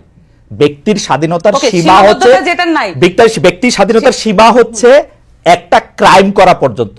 যেমন ধরেন আমার ব্যক্তি স্বাধীনতা হচ্ছে, আমি বুঝি নাই কায়েম করা মানে বুঝি নাই, আমাদের খাতা কলমে যেটাকে ক্রাইম হিসেবে গণ্য করা আছে। যেমন ধরেন আমার ব্যক্তি স্বাধীনতা নাই আপনাকে একটা টোকা দেওয়ার জন্য, এই টোকাটা একটা ক্রাইম, আমার এটা ব্যক্তি স্বাধীনতার মধ্যে পড়ে না। আমি আপনাকে এটা টোকা দিতে পারবো না, কিন্তু আমি আমাকে টোকা দিলেন, আমি মনে করলাম এটা একটা ক্রাইম, তাহলে আমি কি করব? না, মনে করলেন না, আমি টোকা দিতে পারবো না, টোকা দেয়াই ক্রাইম। আমি মনে করলাম যে এটা একটা ক্রাইম, সেইটাই তো আমি তো বললাম যে টোকা দেয়া তো আসলেই ক্রাইম, আমি আপনাকে টোকা দিতে পারবো না, কিন্তু আমি নিজে রাস্তায় দ্বারা খাইতে পারবো, এটা আমার ব্যক্তি স্বাধীনতা। রমজান মাস হলো, এটি তো তাহলে তো ক্লিয়ার হয়ে গেল। মানে এই বিষয়গুলো দেখুন, আপনি আর আমি যখন আলাপ করতেছি তখন কিন্তু একটা আলাপের মধ্য দিয়ে এটা একটা মধ্যস্থতা হয়ে যাচ্ছে। কোনো মধ্যস্থতা হয় নাই, আপনি কিন্তু আমার কথা বুঝতেছেন না সামান্তা, আমার কথা বুঝতেছেন না। আমার কথা আপনি বুঝতেছেন না, আমি আর একটু ভালো করে বলি। যেমন আপনার সাথে আমি যখন আলাপ করতেছি, যখন আমরা 3 জন মিলে আলাপ করব, আমরা যখন 10 জন মিলে আলাপ করব, কোনো না কোনো বিষয় এটা মধ্যস্থতা এবং একটা কমন গ্রাউন্ডে আসতে স্বাভাবিক। কিন্তু যখন একজন লোক হাতে একটা বেত নিয়ে একজন লোককে কান ধরে উঠবস করায় তার পাওয়ার শো করে, এটার কোনো সমতা নাই, এটার কোনো আর্গুমেন্ট নেই, এটা কোনো আলোচনা না। এটা হচ্ছে একজন লোক তার পাওয়ার শো করে আরেকজন লোককে ডমিনেট করতেছে, এটা হচ্ছে এই জিনিস। তার মানে এটা পরিষ্কার ভাবে এটা অন্যায়, এটা করা ঠিক হয় নাই। এবং এইটার আপনি ব্যাপারে আমাকে জিজ্ঞেস করতে- আমি জানতে চাইছিলাম এটার ব্যাপারে এনসিপির কি অবস্থা। না না, এটা এনসিপির অবস্থান তো আমি বললাম, এর চেয়ে ক্লিয়ার আর কোনো মানে আপনারা দুইজনই আমাকে বেশ একটা ট্রায়ালের মধ্যে নিলেন যে আমি কোনোভাবেই এটা ক্লিয়ার অ্যান্সার দিচ্ছি না। How can I be clear more than this? যে আমি বারবার বলতেছি যে এইখানে একটা লোক বারবার তাকে ডমিনেট করার চেষ্টা করতেছে, ক্লিয়ার ডমিনেশন, যেটা কোনোভাবে সমতা নাই। এখন ধরেন আমরা যখন আমাদেরকে এখানে বলা হয় যে আমরা ফাইট করছি ইয়ার সাথে, মানে আওয়ামী লীগের সাথে, এটা একটা অসম লড়াই ছিল। আমাদের ছেলেপেলের হাতে ছিল লাঠি আর ওখানে ছিল বন্দুক আর উপর থেকে এয়ার স্ট্রাইক। তাহলে এটা কিভাবে সমতার ভিত্তিতে? এটা তো লড়াইও না, এটা হচ্ছে পুরো খুন করার জন্য একেবারে আক্রমণ। এইটাও একই রকম একটা জিনিস। একটা লোক, সে একটা পরিষ্কার সুন্দর জামা কাপড় পরা, পাঞ্জাবি পরা, এবং সে হচ্ছে লাঠি দিয়ে একজনকে বলতেছে, তার যে সামাজিক হায়ার অবস্থান সেটা সে মিসইউজ করে আরেকটা সামাজিক ভাবে লোয়ার অবস্থানে একটা খেটে খাওয়া মানুষকে, তার জীবনের গল্প তো কেউ জানে না। এবং সেই প্রেক্ষিতে আমি জানতে চাইছিলাম যে এনসিপি রেস্টুরেন্ট খোলা রাখা, বন্ধ রাখা, কেউ এই ধরনের কাজ করানোর জন্য এটা সাপোর্ট করে কিনা? দুইটা সেপারেট জিনিস। হ্যাঁ খালেদ ভাই, এটা দুইটা সেপারেট জিনিস। আমরা যদি এই জিনিসগুলোকে আলাদা করতে না পারি তাহলে আমরা আচ্ছা বলেন তো, একটু বুঝান। মানে এটা আলাদা জিনিস। আমি বলি আলাদা একটা জিনিস হচ্ছে যে আমি যখন বললাম যে আমি ঘটনাটা যখন বললাম যে এখানে একটা মানুষ ডমিনেট করতেছে আর একটা লোককে এবং তাকে শারীরিক ভাবে আহত করছে, এইটা একটা বিষয়, এটা আলাদা। এবং সেই সাথে আপনি বলতেছেন তাহলে কি এনসিপি পুরো একদম রমজান মাসে কি করা মনে করে? এনসিপি কি ধর্মভিত্তিক রাজনীতি দল? এনসিপি কি মনে করে যে এই আলেমদেরকে একদম প্রত্যেকটা ধর্মের প্রত্যেকটা বিষয়ে তারা ফতোয়া দিবে? আমরা কি বলছি যে আমাদের যে আত্মপ্রকাশ, রমজানের দোকান খোলা থাকবে কি থাকবে না? রমজানের দোকান খোলা থাকবে কি থাকবে না? এখন আমি না আমি বলি এটা কিভাবে নিশ্চিত করতে হবে? আপনারা বলবেন যে এটা আপনাদের উইশ, যা থাকবেন আপনার কি ইচ্ছা। আমি আমার উইশ বলতেছি, আপনি কি আমাকে বলতে দিবেন? আপনি বলতেছেন তো, বলেন। আমি বলতেছি তো, এখানে ক্লিয়ারলি এখানে ইসলামের মধ্যে এবং নানান ধর্মের মধ্যে অনেক ধরনের ফ্যাকশন আছে, অনেক ধরনের বিষয় আছে। প্রত্যেকের রিপ্রেজেন্টেশন নিশ্চিত হয়, এমন করে বোর্ড গঠন করে দিক, এমন ভাবে বোর্ড গঠন করে দিক যেখানে এই যে তাত্ত্বিক আলাপটা হোক। সেটার জন্য তো আমরা ওয়েল ইকুইপ না। আমাদেরকে যদি ফ্যাসিলিটেট করতে বলে, আমাদেরকে যদি জনতা সেই দায়িত্ব দেয়, আমরা সেটা করব। সকল পক্ষ থেকে আমরা আলেমদেরকে নিয়ে আসবো, এক বোর্ডে বসেন, আপনারা সিদ্ধান্ত নেন এটা কি হবে। কিন্তু যে কোনো একটা পার্টি এটা হ্যাঁ না বা এটা বলে দিল আর সেটাই হচ্ছে ওই বাংলাদেশের রুলস হয়ে যাবে। ধরেন জামাত বলছে যে এটা করা, আমি বলতেছি জামাত বলছে এটা করা উচিত না, আমরা বলতেছি এটা করা উচিত, তাহলে বাংলাদেশের জনগণ কি করবে? কার কথা শুনবে? যে পার্টি করে সেই পার্টির কথা শুনবে। তাহলে বিভাজন আরো স্পষ্ট করি। আপনারা এটা বোর্ড করে দেওয়ার পক্ষে যারাই আলোচনা করবে এবং সেটার মধ্যে আলেমরা থাকবে। আমরা মনে করি স্পেশালাইজ যে কোনো বিষয় যখন এইটার মধ্যে আপনি মনে করতেছেন যে আমি মনে করতেছি যে এটা, আমি মনে করি সেটা আপনি মনে করতেছেন এটা স্পেশালাইজড বিষয়। আমি বলতেছি ভাই, এটা স্পেশালাইজড বিষয়। আমি মনে করতেছি এটা স্পেশালাইজড বিষয় এবং এইটা আমি রাস্তায় খাবো কি খাবো না, মানে রেস্টুরেন্টে খাবো কি খাবো না, এটা স্পেশালাইজড বিষয়। এটার সাথে এটা সম্পর্ক না। এখানে দেখবেন যে রোজা অমুক তমুক অনেক কিছু নিয়ে আসছে এখানে কনসেপ্টের সাথে। আপনি যখন প্রশ্ন করছেন এখন আপনি আরো বেশি সিম্পলিফাইড করে ফেলতেছেন। আপনার প্রশ্নটা প্রথমে এটা ছিল না, আপনি এখন মানে এটাকে কম্প্রোমাইজ করতেছেন আপনি তর্কে জিতার জন্য। আমি বলতেছি যে সামান্তা এই যে শুনেন সামান্তা, এই তর্কে জিতা জাতীয় কথা মানে বললেন না। আপনি তর্কে জিতছেন, 100-তে 99 পাইছেন। আপনার কথা আমি বুঝতে পারছি, থ্যাংক ইউ। আমি ডক্টর স্নিগ্ধার কাছে যাই। ডক্টর স্নিগ্ধা, আমি জনাব আমি সামান্তা শারমিনের কথা আমি বুঝতে পারতেছি। তারা বলতেছেন যে এই দায়িত্ব তারা কেন নিবেন, যে এই দায়িত্ব তারা যে একটা ঘোষণা করবেন। এটা আমি বলি নাই। আচ্ছা আবার বলেন, কি বলছেন? না থাকবে, তার মানে আমার কথা আবার রিওয়াইন্ড করে দেখা যাবে না। আপনি এটা বলতেছেন না যে এই সিদ্ধান্ত এনসিপি দিবে না, আপনি এটা বলেন নাই? আমি বারবার বলেছি এনসিপির কাছে যদি জনগণ সকলে মিলে বলুক এনসিপি এটা সলভ করতে হবে, কিন্তু তা তো না। এক একটা পলিটিক্যাল পার্টি, এক একটা জনগোষ্ঠী এক একটা পলিটিক্যাল পার্টি করে। তাহলে এই যে এতগুলো মানুষের দায়িত্ব তো আমরা যদি নিতে চাই তাহলে আমাদেরকে তো ফর্মালি দিতে হবে। তাহলে আমরা সকলকে মিলে এটা একটা বোর্ড গঠন করে আমরা এই সমাধানগুলো দিয়ে দিই। কিন্তু আমাদের রাষ্ট্রীয় কাঠামো আছে, আমাদের ইসলামিক ফাউন্ডেশন নাই। এই সমস্যাগুলো সমাধান করা কি ইসলামিক ফাউন্ডেশনের দায়িত্বের মধ্যে পড়ে না? তাহলে আমরা যে ট্যাক্সের টাকা দিয়ে এই প্রতিষ্ঠানগুলো চালাই, তাহলে আমরা কেন ট্যাক্সের টাকাটা নষ্ট করি? ওকে, আমি আর কিছু বলতে চাই না, আমি মোটামুটি এটা রিওয়াইন্ড করে দেখা যাবে। আচ্ছা, প্রথম কথা হলো যে ইসলামিক ফাউন্ডেশনের প্রসঙ্গটা যখন আসছে, ইসলামিক ফাউন্ডেশনের কথাতে আমরা জানি যে ইসলামিক ফাউন্ডেশন এসব ক্ষেত্রে আসলে ওই মানে স্পষ্ট অবস্থান নেয় না। আমরা একটু ডক্টর রিজনের কাছে আসতে চাই যে এটা নিয়ে আসলে অন্য একটা বিষয়ে আপনার একটু দৃষ্টি আকর্ষণ করতে চাই যে যৌন হয়রানি রোধে শিক্ষা প্রতিষ্ঠান ও কর্মস্থলে সেল গঠনের নির্দেশনা ছিল উচ্চ আদালতের। এই নিয়ে আপনি গত বছর ডয়েচে ভেলেকে বলেছিলেন যে আমাদের বিশ্ববিদ্যালয়ে কমিটি থাকলেও তা ঠিকমতো কাজ করে না, কমিটি সদস্যরাই বিষয়টি ঠিকমতো বোঝেন না। এখন পরিস্থিতির কোনো উন্নতি হয়েছে কিনা? আচ্ছা, না এটা এটা শুধু আমি আমাদের বলি না, আমি মানে স্পষ্ট করি, যৌন নিপীড়ন বিরোধী সেলটি আপনার হাইকোর্টের রায় হয়ে আছে, সেটি কিন্তু সকল প্রতিষ্ঠান, সরকারি শুধু শিক্ষা প্রতিষ্ঠান না, সব জায়গায় থাকার কথা। দুঃখজনক হলো এটা 2009-এর রায়, কিন্তু এখন পর্যন্ত এটা আছে নাই। কারণ কি, যৌন নিপীড়ন কাকে বলে, যৌন হেনস্থা কাকে বলে, সেই আইডিয়াই তো পরিষ্কার নাই। সেক্ষেত্রে না, মানে আপনি বলেন তো, যৌন, এই যে আমরা একদিকে বলি 2025-এ আমরা একদিকে বলি গুড টাচ ব্যাড টাচ, আরেকদিকে আমরা আমরা দেখি যে একজন শিশুকে আপনি প্রকাশ্যে চুমু খেয়ে যাচ্ছেন। হ্যাঁ, এই যে আলাপ, হ্যাঁ, অথবা আমরা এটা কেন ভাবি না যে নারী বা পুরুষ যে কেউ হোক তাকে টাচ করার ব্যাপারে কিন্তু সম্মতি প্রয়োজন, মানে forget about gender. Doctor Sinha, এইটা কি আপনি একটা ওয়েস্টার্ন সানগ্লাস দিয়ে দেখে কি এটা বলতেছেন? এক এক দেশের বাস্তবতা বা এটা তো এক এক রকম। না না না না না, এখানে অফকোর্স আপনি কালচারাল রিলেটিভিজম বলেছেন, তো এখানে কোনো ওয়েস্টার্ন সানগ্লাসের গল্প না। আপনি আমাকে ওয়েস্টার্ন বা ইস্টার্ন তো আরো বেশি, ফরগেট অ্যাবাউট ওয়েস্টার্ন। ইস্টার্নে আপনি খেয়াল করে দেখেন তো, কবে কখন এরকম আছে যে আপনি কাউকে দেখলেই তাকে ছুঁয়ে ফেলতে পারবেন? ছোট বাচ্চাদের তো আমরা কোলে নেই, ছোট বাচ্চাদের তো আমরা কোলে নেই রাস্তায়। আচ্ছা, এখানে আমি আপনাকে একটা কথা বলেছি, কোনো কিছু যদি কালচারের মধ্যে, আমি একদম নির্লিপ্তভাবে একজন নির্বিজ্ঞান হিসেবে বলি, কোনো কিছু যদি আপনার কালচারে থেকে থাকে এবং সেটি যদি আপনার এই ধরনের মানে অন্যায়ের দিকে ধাবিত হয়, সম্ভাবনা তৈরি করে ক্ষতিগ্রস্তের, তাহলে সেটি আপনার কালচারে থাকলেই সেটি জায়েজ। গল্পটা তো তা না খালেদ ভাই। যেমন আপনাকে আমি একটু স্পষ্ট করি, আপনি কি জানেন না কত শত এক্সাম্পল দেয়া সম্ভব?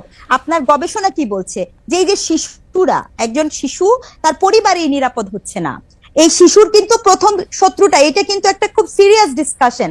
বাংলাদেশের গবেষণা অনুযায়ী আপনি দেখবেন যে প্রথমত ভিকটিম হচ্ছে শিশুর পরিবার, দ্বিতীয়ত হচ্ছে নিকট আত্মীয়, তৃতীয়ত হচ্ছে স্থানীয় লোকজন, এবং চতুর্থত হচ্ছে এরকম অপরিচিত লোকজন, খুব কম।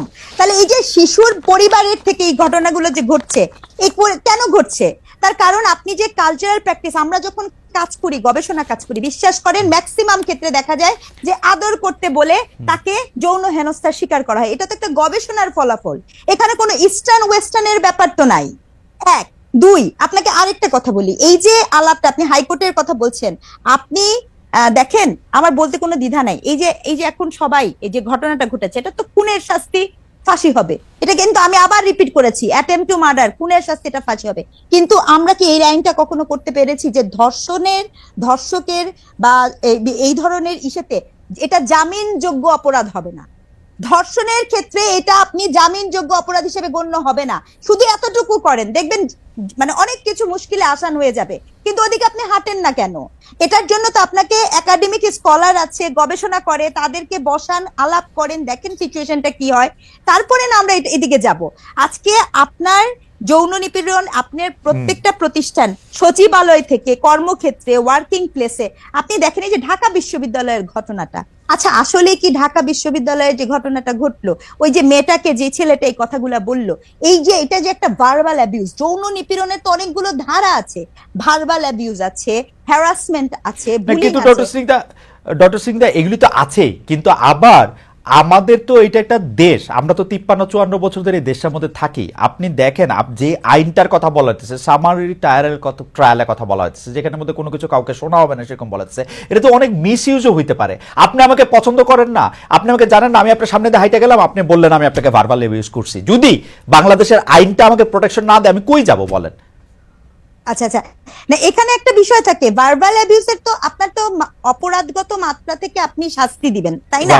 এটা অবশ্যই আপনার প্রচুর নারী নির্যাতনের মামলা আছে, কিন্তু দেখেন আমি যখন ধর্ষণের কথা বলছি, ধর্ষণের প্রমাণ করা কিন্তু খুব কঠিন। ধর্ষণের কিন্তু মিথ্যা মামলা হওয়ার সুযোগই নাই, তার কারণ আপনার এখানে সিমেন্সের ট্রেস বলেন, পেনিট্রেশন বলেন, আপনার এক্ষেত্রে ভিকটিমের বয়ান বলেন, এখানে কিন্তু গল্পগুলো এরকম না। ডক্টর স্নিগ্ধা, আপনি কিন্তু আসলে ধর্ষণের ক্ষেত্রে আপনি বলতেছেন যে মিথ্যা মামলা হওয়া কঠিন, কিন্তু আমি কিন্তু আমার অভিজ্ঞতা জানি ধর্ষণে মিথ্যা মামলা হওয়া সহজও বটে, মানে কঠিন আবার সহজও বটে, কারণ আপনি তো প্রক্রিয়ার মধ্যে যাবেন অনেক পরে, আপনার যদি টাকা পয়সা না থাকে সেইটা সময়টা লেগে যাবে 2 বছর 4 বছর, আপনার 120 দিন জামিন হবে না, আপনি এটার মধ্যে কিছু করতে পারবেন না। এইটা তো মানে এখন আবার আমাকে মনে হবে যে আমি খুব ধর্ষিত, মানে কি ধর্ষকদের পক্ষে না, আমি সেইটা বলতেছি না, আমি প্রসিডিউরাল ফল্টের কথা বলতেছি। আপনি বিশ্বাস করেন আমি ম্যাজিস্ট্রেট ছিলাম, আমি এজলাসে বসে দেখছি যে এইটার মধ্যে কিন্তু 2 পক্ষই অসত্য কথা বলতে পারে শুধু আরেকজনকে ফাঁসায় দেওয়ার জন্য। অবশ্যই অসত্য কথা বলতে পারে খালেদ ভাই, কিন্তু সেক্ষেত্রে আপনার কি করতে হবে, আপনি যদি এই মামলাগুলোকে দ্রুত বিচার ট্রাইব্যুনালে নিয়ে আসেন এবং এক্ষেত্রে খুব অ্যাক্টিভ রোল প্লে করতে পারে আমাদের ট্যাক্সের টাকায় চলা সমাজ কল্যাণ মন্ত্রণালয়। গত 53 বছর ধরে এই মন্ত্রণালয়টা আসলে করে কি আমাকে একটুখানি বুঝায় বলেন। কোনদিন শুনছেন সোশ্যাল সার্ভিস থেকে কিছু করে? না, আপনি আমাকে বলেন। সোশ্যাল রাষ্ট্রায়ত্ত কত কত মামলা থাকে, এটা অনেক ব্যয়বহুল। রাষ্ট্রপক্ষবাদী হয়ে এই দেশে ধর্ষণের বিপক্ষে যারা আন্দোলন করে তাদের বিরুদ্ধে মামলা করতে পারে, অথচ একজন মানে মনে করেন ধর্ষণের শিকার শিশু, সেই মামলাটা রাষ্ট্র করতে পারে না। না, রাষ্ট্রই তো করছে, রাষ্ট্রই তো করবে। না না, মা করেছে, বাদী মা হলো ক্রিমিনাল কেসের ক্ষেত্রে সবগুলিতে রাষ্ট্রই আসলে ওই বাদীর পক্ষে। এটা এখন বাদী চাইলেও, বাদীর মা চাইলেও এটা কিন্তু প্রত্যাহার করতে পারবে না, রাষ্ট্র সেখানে বাদীর পক্ষে দাঁড়িয়েছে। এখন আপনি কেসটা দেখবেন, কেসটা দেখবেন জনৈক এক্স বনাম রাষ্ট্র। এখন হ্যাঁ, জনৈক এক্স বনাম রাষ্ট্র, কিন্তু আমার বক্তব্য হচ্ছে যে কেন ওইটা তো একটা ব্যয়বহুল প্রক্রিয়া, ওইটা তো একটা চলমান প্রক্রিয়া, সেই প্রক্রিয়াটাতে আমরা কি আমাদের সোশ্যাল সার্ভিস ত্যাগ করতে পারি কিনা? একটা শিশু নির্যাতন হলে কোনোদিন কি বাংলাদেশের সোশ্যাল মানে সামাজিক যে মানে সমাজ কল্যাণ মন্ত্রণালয় থাকে বা নারী ও শিশু অধিকার, তারা কি ওই বাসায় যে জিজ্ঞেস করেন? মানে এটা তো খুব স্বাভাবিক প্রক্রিয়া। রাস্তায় যে মানুষরা আপনার রাস্তায় থাকে, সেই মানুষগুলোর জন্য আপনি আমাকে বলেন এই যে শেল্টার হোম বা এগুলো কাদের করার কথা? এই বিষয়গুলো কার করার কথা? আমার প্রশ্নটা ঠিক ওখানে। কিন্তু এখানে হচ্ছে যে আমাদের এই প্রশ্নটা রয়ে যায় যে আমরা বর্তমান সরকারের দিকে যদি তাকাই, তাহলে বর্তমান সরকার তো 7 মাসের সরকার, এর আগে 17 বছরের একটা দুর্দণ্ড প্রতাপশালী 15 বছরের একটা সরকার ছিল, তারা কি করছে সেটাও আমাদের একটু মাথা রাখা দরকার। তার আগে সরকারগুলি কি করছে সেগুলি আসলে আমার মাথা রাখা দরকার। এবং এই সরকার আইসা তো 53 বছর, এই সরকার আইসা, সরকারের হাতে তো কোনো ম্যাজিক বা আলাদিনের চেরাগ নাই যারা সবকিছু করে ফেলতে হবে। যাই হোক, আমরা অনেকটা শেষ পর্যায়ে চলে এসেছি। আমরা একটু সামান্তা শারমিন আপনার কাছে একটু জানতে চাই, মানে হয়েছে কি সামান্তা, আমি আপনাকে একটু নিশ্চয়তা দিতে চাই, আমি কিন্তু আপনাদের শত্রু না, মানে আমরা যারা আপনাদেরকে প্রশ্ন করি যে তারা শত্রু না, তো সেইটা আপনাকে একটু এনশিওর করতে চাই যে আমরা প্রশ্নই করি হচ্ছে যে আপনাদের অবস্থানটা জানার জন্য, হ্যাঁ, ক্লিয়ার হওয়ার জন্য। আচ্ছা সামান্তা, আমাদের আরো একটা প্রশ্ন আছে, আমি জানি না আপনি এই প্রশ্নটা উত্তর দেওয়ার জন্য একটু রেডি কিনা, তারপরও আমি আপনার ভালো লাগলে আপনি দিয়েন, না দিলে দিয়েন না। সেটা হলো যে ছবি ছাড়া এনআইডির দাবিতে আমরা ঢাকায় নারীদের কর্মসূচি দেখেছি, এই সরকারের সময় নির্বাচন কমিশন আবার পুরুষদের এনআইডি ফর্মে একাধিক স্ত্রী থাকলে সেই তথ্য নামধাম যুক্ত করতে চায়। গত কয়েক মাসে বহু বিবাহের পক্ষে অনেক প্রচারণ আমরা সোশ্যাল মিডিয়ায় দেখছি। তারাও হাসিনা বিরোধী ছিল, আমরা এটা বলবো, জুলাই আন্দোলনে অবদান রেখেছে, এটা তারাও ফোকাস করতে চায়। এসব বিষয় কি কোনো আপনারা কোনো অবস্থান নিতে চান, নাকি এসব ক্ষেত্রে আপনারা একটা বোর্ড করতে চান এবং বোর্ড নিয়ে আপনারা? না, এক্ষেত্রে ব্যাপারটা বেশ কমপ্লিকেটেড, এক্ষেত্রে আসলে স্পষ্ট করা যাবে, তবে আমাদের পার্টিগত জায়গা থেকে আমরা এই বিষয়টা নিয়ে এখনো আলাপ আলোচনা করিনি, বিশেষত আমাদের পার্টিগত জায়গা থেকে যেহেতু আমরা অল্প কয়েকদিন হয়েছে এই বিষয়গুলো নিয়ে ভাবার সুযোগ বা ওই ফোরামে উত্থাপিত হওয়া, সেই কাজগুলো হয়নি। আশা করি যে এটা পরের বার উত্তর দিতে পারবো, আলাপ না হলে পার্টি অবস্থানটা বলা খুব কঠিন। আচ্ছা, তাহলে এইটা একটু বলেন, এইটা একটা আপনার জন্য বলা হয়তো এখন সহজ। জুলাই আন্দোলনের কৃতিত্ব ভাগাভাগির দ্বন্দ্ব প্রকাশ্যেই আছে এখন, এছাড়া নানা ট্যাগ দিয়ে আপনি এটা জানেন যে জুলাইয়ের মিত্র এক পক্ষ আরেক পক্ষকে খারিজ করতে চাইছে, বিশেষ করে মানে অগাস্ট থেকে বলা হয়তো স্বৈরাচারের দোসর, এখন আবার বলা হইতেছে শাহবাগী। আপনি বাস্তবতাটা জানেন, আমরা ইয়াতে না যাই, এটা একটা নতুন অস্থিরতা তৈরি করতেছে এই শাহবাগ শাপলা এই বিভাজন। এটা আপনারা কি হয় এটা ডিল করবেন, যেখানে আমরা দেখতেছি যে শাহবাগেরও একটা বড় অংশ আপনাদের পক্ষে ছিল, মানে শাহবাগের বড় অংশ মানে কি শাহবাগী যাদেরকে আমরা বলতেছি, আবার শাপলা থেকেও একটা বড় অংশ আপনাদের পক্ষে অবস্থান নিয়েছে, এটা ডিল করার ক্ষেত্রে আপনারা কি করবেন এখন? দেখুন, এটা ডিল করার জন্য আমাদের যেটা দরকার, যে আমরা যেটা বলছিলাম যে আমরা মধ্যপন্থী দল, এবং বেশিরভাগ দেখা গেছে যে অনেকে এটা একসেপ্ট করেছেন, কিন্তু আবার অনেকের মধ্যে প্রশ্ন হচ্ছে তাহলে মধ্যমপন্থার দল তো অনেক দলে আছে, তাহলে এটা আবার নতুন কোন মধ্যমপন্থা? তো আমরা যেটা করতে চাই, যেটা আমাদের ইচ্ছা, এবং যেটা হচ্ছে আমাদের পার্টিগতভাবে আমরা মনে করি যে বাংলাদেশের জন্য ভালো হবে, সেটা হচ্ছে যে একটা মধ্যমপন্থা হতে পারে যে আপনি কোনো ধরনের আর্গুমেন্টে গেলেন না, কোনো ধরনের বিষয়কে আপনি একনলেজ করলেন না, এবং আমি যেটা বললাম যে বিভিন্ন সময় আমি বলেছি কমিশন গঠন এবং ফর্মালাইজ করা, যে কোনো আর্গুমেন্টকে ফর্মালাইজ ওয়েতে ডিল করা, এবং যাতে করে রেসপন্সিবিলিটি থাকে ওইসব আর্গুমেন্টের প্রতি। তো সেই জায়গাগুলোকে নিশ্চিত করার জন্য একটা বিষয় হচ্ছে যে এই বিষয়গুলোকে এড়িয়ে যাওয়া, একেবারেই এড়িয়ে যাওয়া, কোনো আর্গুমেন্টে না যাওয়া, কোনো ধরনের বিভাজিত করার জন্য যে কোনো কথাকেই এড়িয়ে যাওয়া। আরেকটা মধ্যমপন্থা হতে পারে যে আপনি এই আর্গুমেন্ট গুলোতে ঢুকবেন এবং আপনি এটার মধ্যে রেসপন্সিবল অ্যাটিটিউড করবেন, সেই সাথে যা যা করা দরকার আপনি সকল পক্ষকে একসাথে আনার জন্য মিডল গ্রাউন্ড হিসেবে ওয়ার্ক করবেন। এখন আমাদের পার্টিগত জায়গা থেকে আমরা মনে করি second option is better for Bangladesh. এবং বাংলাদেশে অনেক রকমের খুব প্রান্তিক আইডিয়ার কিছু মানুষ আছে, মানে আপনি যেটাই বলেন, ধরেন এখানে যদি বলি নারী প্রসঙ্গে খুবই দেখবেন যে খুব অল্টারনেটিভ এক্সট্রিমের অনেক ধরনের মতামত আছে। তাহলে এই মানুষগুলোকে তো আপনার একত্রে আনতে হবে, না হলে আমরা শুধু কিন্তু আমার পার্টি পলিটিক্স নিয়ে আমরা চিন্তিত না, আমরা কিন্তু আমরা বলেছিলাম আমরা রাজনৈতিক জনগোষ্ঠী তৈরি করতে চাই। রাজনৈতিক জনগোষ্ঠী তৈরি করার জন্য তো আমার সবচেয়ে অপোজিশনের লোকটার সাথেও আমি যাতে টেবিল টক করতে পারি, আমি তার সাথে যাতে যৌক্তিক মতামত গুলো দিতে পারি, তার সাথে একমত হইতে পারি, সেই জায়গাটা আমাকে তৈরি করতে হবে। পার্টির জায়গা থেকে আমরা এই দায়িত্বটা নিয়েছি। আপনাকে অনেক ধন্যবাদ। আমি শেষ প্রশ্নে আসতেছি ডক্টর স্নিগ্ধা আপনার কাছে, যে আওয়ামী লীগ শেখ হাসিনা 15-16 বছর ক্ষমতায় টিকে থাকার জন্য যে জুজু ব্যবহার করতো, সেই জুজুর অনেকটা বেশি হচ্ছে মৌলবাদ। সেইটা হচ্ছে যে এই মৌলবাদীরা ক্ষমতায় চলে যাবে, উগ্রবাদীরা ক্ষমতায় আসবে,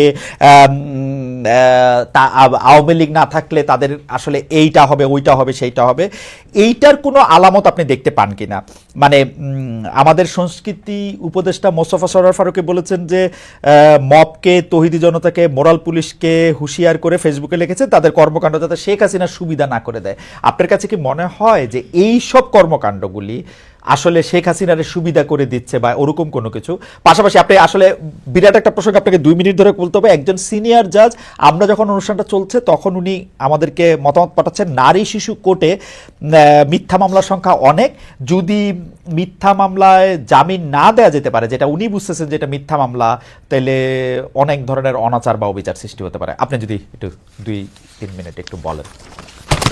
আচ্ছা, অনেকগুলো প্রশ্ন করেছেন একদম শেষ মুহূর্তে, গুরুত্বপূর্ণ প্রশ্ন। দেখেন, একটা কথা বলি, আমার মনে হয় সামান্থাকে আমি একটু এনশিওর করতে চাই, Samantha, we have lots of hope. আর আমরা এই হোপের জায়গা থেকেই কিন্তু আমরা প্রশ্নগুলো বারবার করছি, এবং এক্ষেত্রে একটা খুব গুরুত্বপূর্ণ যে পলিটিক্যাল ন্যারেটিভ তৈরি করাটা খুব জরুরি। যে পলিটিক্যাল ন্যারেটিভের ল্যাকিংসটা স্পষ্ট তো আমাদের সামনে আছে। যেমন আমরা জানি বিএনপির পলিটিক্যাল ন্যারেটিভের মধ্যে জাতীয়তাবাদ একটা গুরুত্বপূর্ণ কম্পোনেন্ট, জামাতের পলিটিক্যাল ন্যারেটিভ আমরা জানি, বাট আপনাদের পলিটিক্যাল ন্যারেটিভ স্পষ্ট না। এটা যখনই আপনি স্পষ্ট করে ফেলবেন তখনই কিন্তু এই জটিলতাগুলাতে পড়ার সম্ভাবনা থাকবে না। এটা আপনাকে আমার একটু বলার ছিল।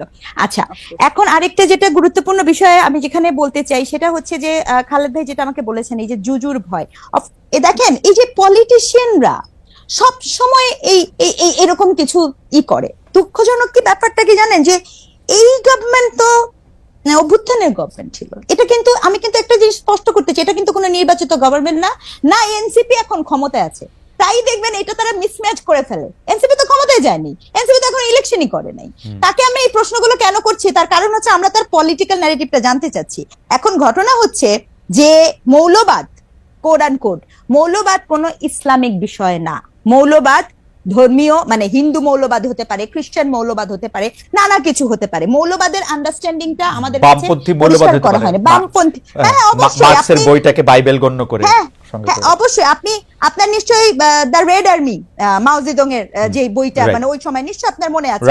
তো এই যে হ্যাঁ, তো তাহলে সেটা কিন্তু নানা ভাবে হতে পারে। তো এক্ষেত্রে আপনার আওয়ামী লীগ তার শাসনের সময় একটা ন্যারেটিভ তার টিকে থাকার জন্য দরকার ছিল, এবং সবচেয়ে বেশি তার যেটা দরকার ছিল সেটা হচ্ছে একটা বিভাজিত সমাজ। কি বিভাজিত সমাজ? সেক্ষেত্রে আপনার একদম মনে করবেন যে বিডিআর এর ঘটনাটা ঘটার পরপরই যখন আপনার শাহবাগ শাপলা এটাকে জিয়ায় রাখা, এবং এরপরে আওয়ামী লীগ যে দাবি করে আওয়ামী লীগের আমলে কত ব্লগার মারা গেছে, একটু হিসাব করে দেখেন তো, দেশ ছাড়া হয়েছে, সেটা তো আওয়ামী লীগের আমলে হয়েছে। তার মানে কি সে, এবং তারপরে সে কি হয়েছে জানেন, সে কওমি জননী হয়ে গেছে, সে কওমি জননী হয়ে গেছে। তো এখন দুঃখজনক কি মহাসমারোহ, এক্স্যাক্টলি, সে মডেল মসজিদ তৈরি করেছে, সে কওমি জননী হয়ে গেছে। আর এখন এটাই আমি বলছি আপনাকে, আমি একটু বিচলিত হব না, কালকে আপনি শুনবেন যে কোনো একটা এরকম একটা পার্টির সাথে সে সংঘবদ্ধ হয়ে গেছে। তাহলে আবার এখন যখন আপনি আসেন নতুন ধারা কি হয়েছে, কোড অ্যান্ড কোড শাহবাগী, code and code Inqilab Mancha, এটা কি জিনিস, সংজ্ঞাটা কি? আমি একটু সংজ্ঞা বুঝতে চাই। ঠিক যেভাবে আমি বুঝতে চেয়েছিলাম দাড়ি টুপি হিজাব থাকলেই শিবির হয় না, ঠিক একই ভাবে আমি বুঝতে চাই যে কি কি দেখলে শাহবাগী হয় আর কি কি দেখলে ইনকালাব হয় না। আমি আবার একটু যোগ করতে চাই ডক্টর স্নিগ্ধা, দাড়ি টুপি হিজাব থাকলেই শিবির হয় না, আমি যোগ করতে চাই শিবির হইলেও কোনো অসুবিধা হয় না। আপনি যোগ করেন, ওইটা যোগ করেন, কোনো সমস্যা নাই তো। আমি বলছি আওয়ামী ন্যারেটিভটার কথা, মানে আমার গল্পটা ছিল আওয়ামী কিভাবে দেখায়, ওটা বলছি আমি, কিন্তু আমার কথা বলছি না, আমি বলছি আওয়ামী ন্যারেটিভ এটা বলেছিল, এবং তখনও যেরকম আমরা বিরোধোচ্চারণ করেছি আজকেও বলছি। দেখেন, ন্যায্যতার পক্ষে যখন কথা বলেন তখন আপনি কি পোশাক পরলেন তা ম্যাটার করে না, এটা ব্যক্তির ব্যক্তি স্বাধীনতা, এই কথা বলতে কোনো দ্বিধা থাকার কথা না। এই কথা খুব বলিষ্ঠ চিত্তে বলা উচিত, এটাই হচ্ছে কামনা। আর সবচেয়ে বড় ব্যাপার যিনি অ্যাড্রেস করেছেন, আমার মনে হয় আরেকটা শো হলে ভালো, সেটা নিয়ে আমরা আইনি জটিলতা নিয়ে, এটা এত অল্প সময় আমি উত্তর দিতে পারবো না। আমি যেটা বলতে চেয়েছি যে যখন যেমন মনে করেন এই যে পূজার ঘটনাটা, আমি এই নামটা নিচ্ছি ভীষণভাবে দুঃখিত এবং লজ্জিত, কারণ নামটা অলরেডি মিডিয়াতে আছে, তার অপরাধীকে আপনি যখন জামিন দিয়ে দিয়েছেন তখন সে যে ভয় ভীতি দেখানো শুরু পায়, এই জন্য মন্ত্রণালয় আবার তার জামিনটাকে এনেছে। আমার কথা হচ্ছে যখন আপনি বিশেষত শিশু, I repeat, it's a very sensitive case, শিশুর ক্ষেত্রে যখন এই ধরনের জিনিস হয়, এই ল গুলাকে আমাদের ভাঙতে হবে, এটাকে আমাদের রিফর্ম করতে হবে। সেই ক্ষেত্রে আপনি শিশুকে নিয়ে কি আমরা এতটুকু করতে পারি না যে তার বিরুদ্ধে যদি যৌন নিপীড়নমূলক জিনিস হয় সেক্ষেত্রে এটা জামিনযোগ্য হবে না? আমরা কি এতটুকু করতে পারি না? যদি এইটার একটা ফান্ডামেন্টাল প্রবলেম ডক্টর সিংদা, আমি এটা নিয়ে আসলে নানা ধরনের কথাই আপনার সঙ্গে আমি নিশ্চয়ই আলাদা আরো আলাপও করব। ঘটনা হইতেছে হচ্ছে যে কোনো অপরাধী ভয়ঙ্কর, মানে শিশুকে আসলে কোনো ধরনের অত্যাচার করা, নির্যাতন করা, যৌনতার কথা তো আমি মাথায় আনতে পারি না, মানে এটা তো ভয়ঙ্কর অপরাধ। কিন্তু ঘটনা হইতেছে বাংলাদেশের বাস্তবতা, এইটাও আপনাকে মনে রাখতে হবে, শত্রুতা বোধক ভাবে ওইটা আপনাকে করা সম্ভব আপনার এগেনস্টে। ওই সিনিয়র জজ এটা বলছেন তার অভিজ্ঞতা থেকে, আমি আমার ছোট কয়দিনের এজলাসে বসার দেখার অভিজ্ঞতা থেকে বলতেছি, আসলে কিন্তু প্রচুর পরিমাণে এগুলি হয়, উনারা আবার পরে স্বীকারও করেন। সেই জন্য আমরা কি আসলে ওরকম আইন করতে পারবো যে আইনটা আসলে যে যার বিরুদ্ধে অভিযোগ করাতেছে তাকে আসলে কোনো ধরনের কোনো ইয়ে দিতেছে না? আমাদের ওর প্রায় শেষ পর্যায়ে, আপনি যদি একটা লাইন বলেন, আমরা সামান্তা থেকেও একটা লাইন শুনতাম এই ব্যাপারে, তাদের চিন্তাটা কি হইতে পারে এবং তারা তাদের চিন্তাগুলিকে একসাথে করার জন্য। আমরা মনে হয় যে আজকের অনুষ্ঠানে এটা এরকম মনে হইতে পারে যে আমরা আমি আমি আমি বোধহয় সামান্তাকে বেশি আক্রমণ করলাম কিনা, সেটা আমি করতে চাই না। সামান্তা, আমি আপনাকে বলি যে সেটা আক্রমণও না, আসলে আপনি আপনার অবস্থাটা পরিষ্কার করেছেন, হয়তো আমি বুঝতে ভুল হয়েছে বা করতে পারি নাই, সেইটা একটা সীমাবদ্ধতা হতে পারে। কিন্তু আমি শেষমেশ সেটা একটু আপনার জানতে চাই যে আপনারা যে আপনাদের যেটা ডক্টর স্নিগ্ধা যেটা পরিষ্কার করতে বলতেছিলেন যে আমাদের তো আসলে ফ্রাস্ট্রেশনটা আওয়ামী লীগ বিএনপি নিয়ে একটা বড় কিছু হইলেই আমরা ডক্টর স্নিগ্ধা বা আমরা আমাদেরকে প্রচুর পরিমাণে, আপনি দেখবেন যে আমাদেরকে কিছু হইলেই বলা হয়েছে যে আমরা জামাতে ইসলামী, আমরা বিএনপি থেকে আমাদের টাকা আসে, ইত্যাদি ইত্যাদি ইত্যাদি ইত্যাদি বহুভাবে। তো সেই ট্যাগের জায়গায় আমরা যাইতে চাই না, আপনাদের অবস্থানটা আমরা একটু বুঝতে চাই। যদি আপনি এটাও বলতে পারেন যে আপনাদের যেটাকে বলে ইশতেহার, সেইটা আমরা কবে নাগাদ আমরা এটা পেতে পারি, আমরা আপনাদের একটু বোঝার জন্য বা আপনাদের থেকে আমরা একটু জানার জন্য। আচ্ছা, যদি ওভারঅল আমি যতটুকু বুঝেছি আপনার প্রশ্নটা, যে ওভারঅল রাজনীতির ব্যাপারে আমাদের অবস্থান কি, প্রথমত মতাদর্শিক জায়গা, প্রথমত সবার আসলে আগ্রহ থাকে যে একটা পার্টির মানে আদর্শিক জায়গাটা কি। আমরা যেটা বলছি যে আদর্শিক জায়গা দিয়ে এখানে রাজনীতি করা হয়েছে, এখানে ধরেন ধর্মভিত্তিক রাজনীতি করার পার্টিগুলো আছে, সেই সাথে আদর্শ ভিত্তিক যদি বলি যে মুক্তিযুদ্ধের আকাঙ্ক্ষাকে একরকমের আদর্শের নাম দিয়ে, যেটা মুজিববাদ নাম দিয়ে যে এই ধরনের আদর্শ প্রচার করে সেটারও একটা পার্টি ছিল। এখন আবার দেখবেন যে বিএনপিরও এক ধরনের আদর্শ ভিত্তিক রাজনীতি আছে, যেমন হচ্ছে জাতীয়তাবাদকে তারা এক ধরনের আদর্শ এবং স্টেট মেকানিজমের পলিসি হিসেবে দেখেন, যেটা আসলে প্রশ্নবিদ্ধ, যে ন্যাশনালিজম আসলে আমাদেরকে কত মাত্রায় উপকার করবে আর নাকি অপকার করবে। তো এই জায়গাগুলো আসলে এখন আমরা এমন একটা জায়গায়, মানে ওয়ার্ল্ড ওয়াইড আমরা পলিটিক্সের এমন একটা জায়গায় দাঁড়িয়েছি যে আদর্শিক রাজনীতি আমাদেরকে এখন আর আমাদের যে রাইটস নিশ্চিত করতে পারে না। তাহলে আমাদের অধিকার এবং আমাদের রাইটস নিশ্চিত করার জন্য আমাদের প্রয়োজন হচ্ছে রাইটস ভিত্তিক পলিটিক্স এবং ম্যানিফেস্টো ভিত্তিক পলিটিক্স এবং সার্ভিস ভিত্তিক পলিটিক্স। তাহলে এই ধরনের বিষয়ে কিন্তু অনেক মানুষ, মতাদর্শ যাই হোক না কেন, অনেক মানুষ এখানে একমত হতে পারবেন। এবং যদি আমরা বলি, যেমন ধরুন ধর্মের অনেক বিষয় হয়তো অনেকে একমত হতে পারবেন না, কিন্তু আমরা যদি বলি যে সকল ধর্মের যেই জায়গাগুলো আছে সেই জায়গাগুলো আমরা নিরাপদ করতে চাই, সেই বিষয়ে কিন্তু এটা কিন্তু একটা খুবই এক্সিকিউটিভ একটা বিষয়।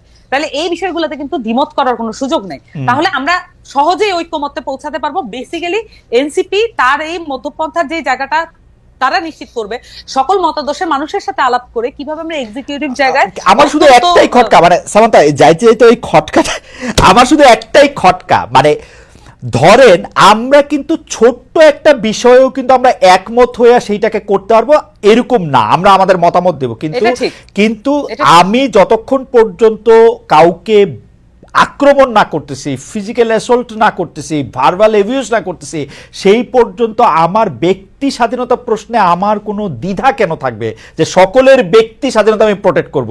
এইটা আমাকে মিছিল করে মিটিং করে কেন বলতে হবে? আমি এটা বুঝতে পারি না কেন আমরা রাজনীতিক। আমি বলছি আমরা আবার আগের একদম প্রথম মানে আলোচনার মধ্যমবর্তী অবস্থান থেকে আবার শুরু করলাম মনে হলো। সমস্যা নাই, আমি বলছি ব্যক্তি স্বাধীনতা আর নাগরিক স্বাধীনতা, মানে ব্যক্তির মর্যাদা এবং নাগরিক মর্যাদার মধ্যে কিছু তফাৎ আছে বলে আমরা পার্টিগত, আমি আর এটা ব্যাখ্যায় এখন সময় নেই আর গেলাম না, কিন্তু নাগরিক মর্যাদা ইজ এ স্পেশাল থিং। এবং নাগরিক মর্যাদার এই বাতাবরণে যে জায়গাগুলো আসে সেগুলো আমরা ধীরে ধীরে আরো আমরা আলাপ করবো নিশ্চয়ই, কিন্তু আমরা এটাকে আলাদাভাবে দেখি, একটু শুধু নোক্তা দিয়ে রাখি। আচ্ছা ঠিক আছে, ব্যক্তি মর্যাদা এবং নাগরিক মর্যাদা আসলে সেটা মর্যাদার সাথে হয়তো রেসপন্সিবিলিটিও একটু আসে, সেইটাকে আলাদাভাবে দেখেন সামান্তা শারমিন, ডক্টর রেজাউল করিম সিংদা। আমরা নিশ্চয়ই আপনার সঙ্গে আবার কথা বলবো। সরি আপনার কাছে আমরা আর যেতে পারতেছি না। সামান্তা শারমিন, আপনাকে অনেক ধন্যবাদ, অনেকগুলি বিষয় আপনি আমাদেরকে পরিষ্কার করেছেন এবং তাত্ত্বিকভাবে বিষয়গুলি বুঝিয়ে দেওয়ার জন্য, ব্যাখ্যা করার জন্য ডক্টর রেজাউল করিম সিংদা আপনাকেও অনেক ধন্যবাদ। আমরা অনুষ্ঠান শেষ করছি, নিশ্চয়ই আপনাদের সঙ্গে দেখা হবে।